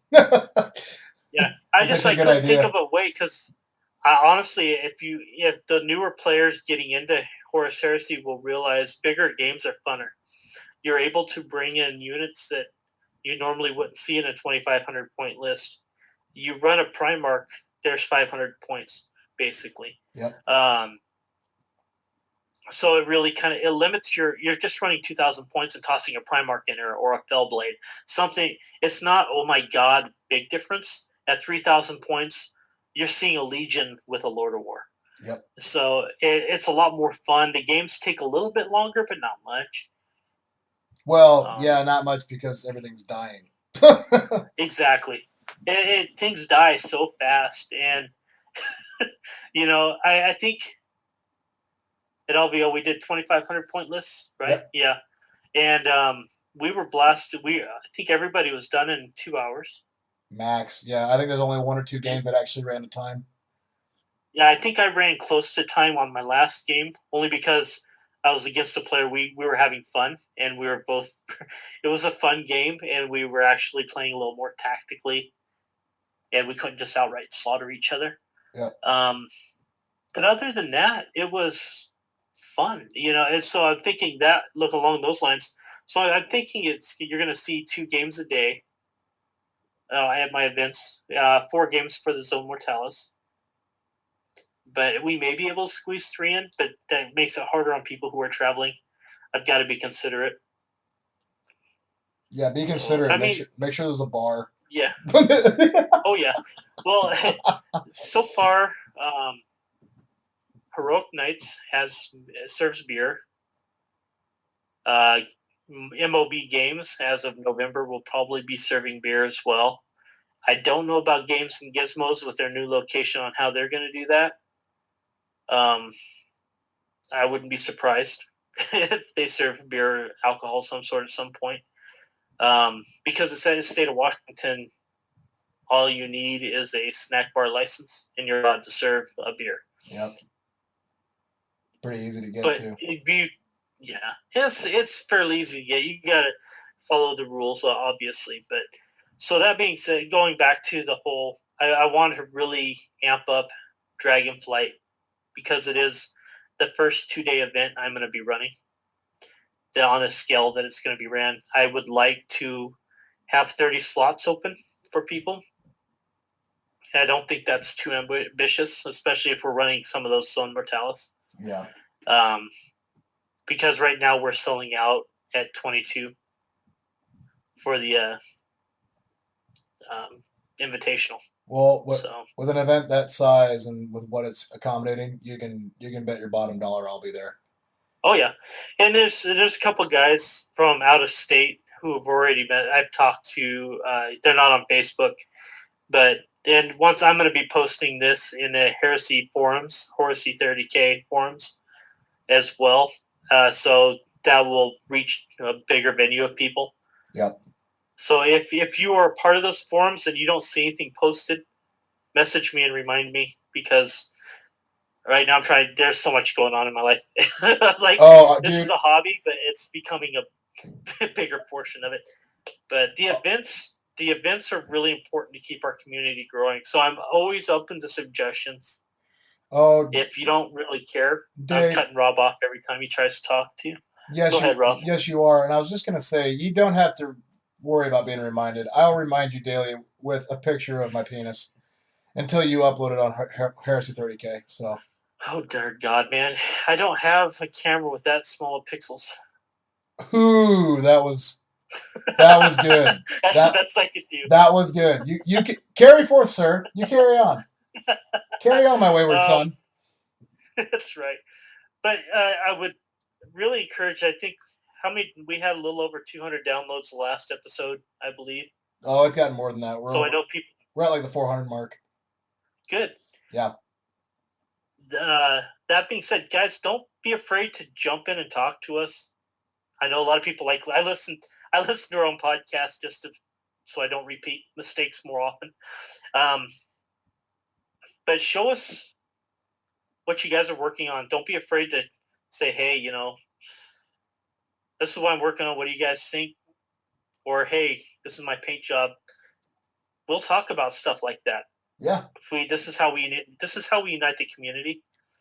We're a small group in comparison to some others, but it's hard to say, hey, Rob, let's go over through emails. I haven't gotten any. Yeah. No, I mean, not only just photos of what you're working on and stuff, but like, if you got an army list you want us to talk about, send it. If you got any questions about how a rule is written or how do you use that in a game, send it. Like anything regarding this, send it. Or if you want to ask why we rule things the way we rule, the Dreadnought drop pod is going to be a fine one. We joke about this because, believe it or not, this has exploded in a couple of communities. It created a lot of shit.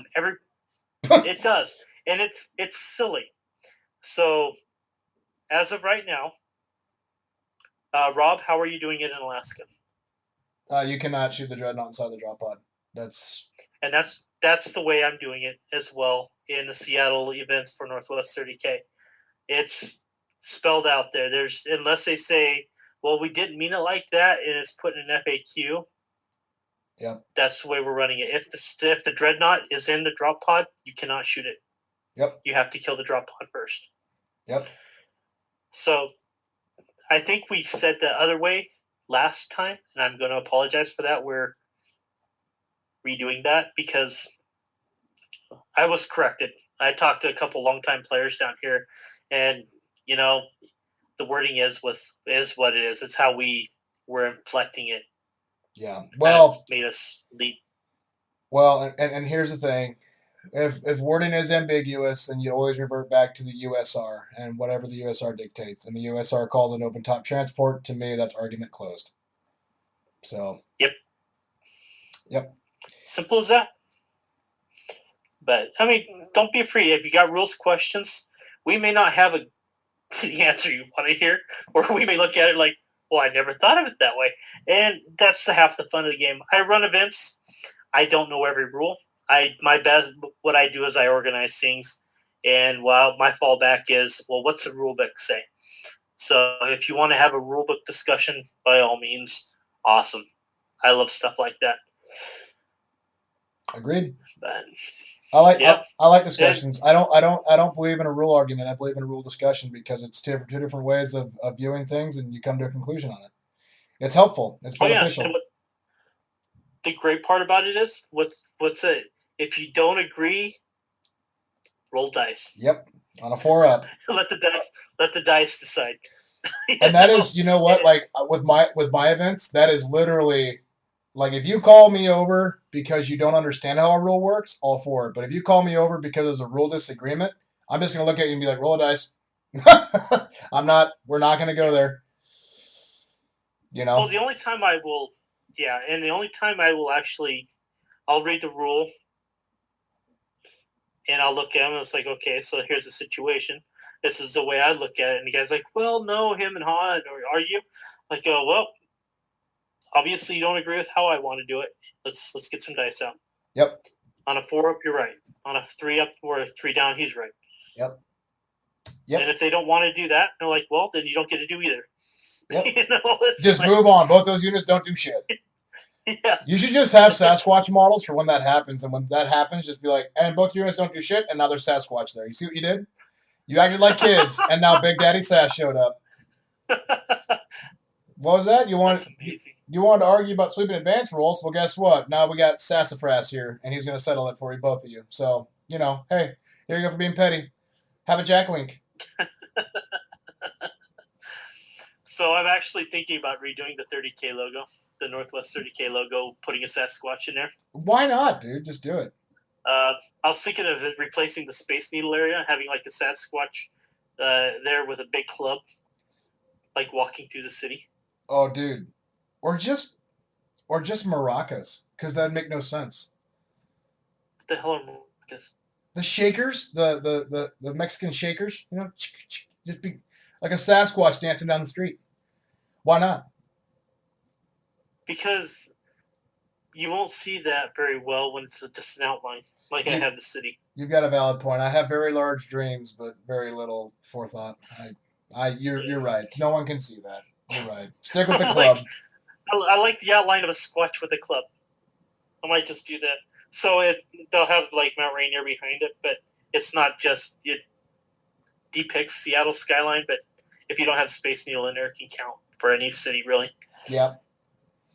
Yeah, and then I guess for the Alaska portion, just make sure there's a bottle of Monarch vodka somewhere in there, and probably a salmon. I think we're good. Oh, we could do the Sasquatch doing like a cheer, holding a bottle of whiskey. There we go. Life is good. I'll email the guy that I want to redo the artwork. It only cost me $100, but hey, what the hell? It's just money, dude. I mean, either you're gonna spend it or the government's gonna take it. What are you gonna do?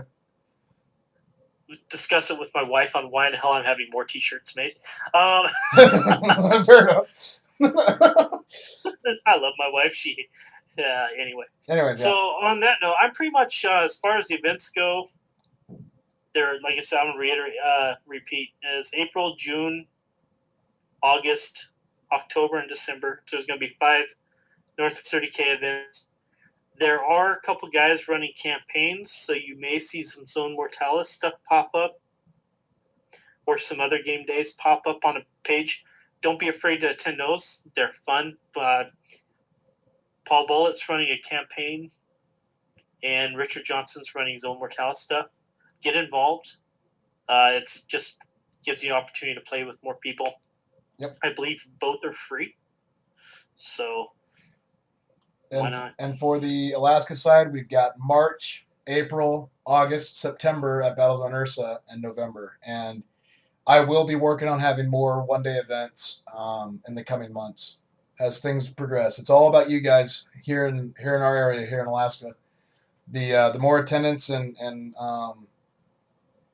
support and hype that goes behind it will just support more and more events to be made. So. Yeah, that's exactly it. Power to the players. So on that note, yeah.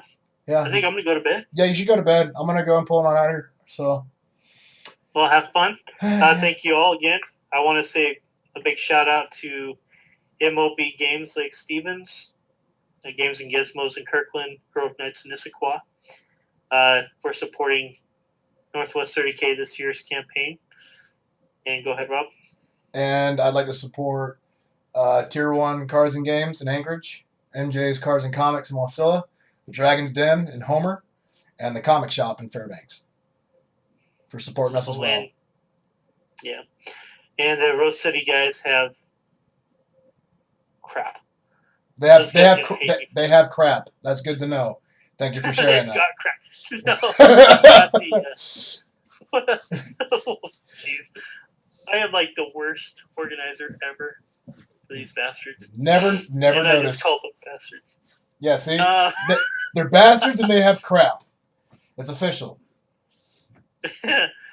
See? This is what you guys get. So they got... Okay. So they have the OFCC thing, July 28th. And they've got... Where do they play? So they have things as well. That's good. They do. I'm sorry, guys. You guys will probably... They've posted this, and it's like, I'm tired. And they play at what? The place in Vancouver. What's the name of that one? So you're the one actually. So they have a thing in Vancouver with their crap because they're bastards. Got it. Wow, we're knocking this out of the park. I think you should edit this out of there. No, we're totally leaving this in. I'm not taking this out. Awesome. This is funny. This days, you get to wear this. It's the OFCC at, I believe, the Marriott there in Vancouver. Yep, that's the locale. And if I butchered that one, send me hate mail or just send me leftover resin. I'm okay with that too. That's right. And I know Matt and Chris actually post the stores they play at. Just look up Rose City Horse Heresy and on their Facebook. The guys are really cool there. So if you're in the Portland area, that's the best way to figure it out. And I have they say WOW all the time, so whatever that stands for right now, off the top of my head, I can't tell you. That's where they play a lot, and so both are awesome places. I've heard that from people who've traveled down there to play. So that's my only recovery I have for those guys. Perfect. That went elegantly. It totally beautiful. Yeah, it's like a naked man doing this. Helicopter. Yeah, that's a great image. What a great way to end this. Almost as bad as imagining Sasquatch doing a helicopter. God. So Okay. now that this has gone totally down the drain, we thank you for listening to our podcast. And get a hold of us. And sorry as well. Yeah.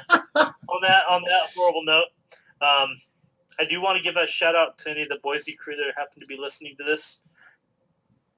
Feel free to jump in our communities, get more involved, grow your community down there. Same with Coeur d'Alene, Spokane area. We got Gamers Haven over there, who Bob Kelly runs. Really awesome dude. Yeah, Bob's awesome. He runs a lot of his 40K events. I'm actually running some of my 30K tables after his example because he makes 40K fun over there. Not only does he run the ITC, but he takes their rules and adds a flair. Each table does something different as well. So I'm copying that. And if you guys ever wonder where my imagination came from, it's from finding examples like Bob Kelly. So that's it on my end. That's all I got. I think we're going to end cool. it. Let's take a fork in this pig and call it done. All right. Well, y'all have a good evening. We'll record again in a couple weeks, and we'll hope to hear from you in between. We'll see y'all later. Enjoy your craps and things.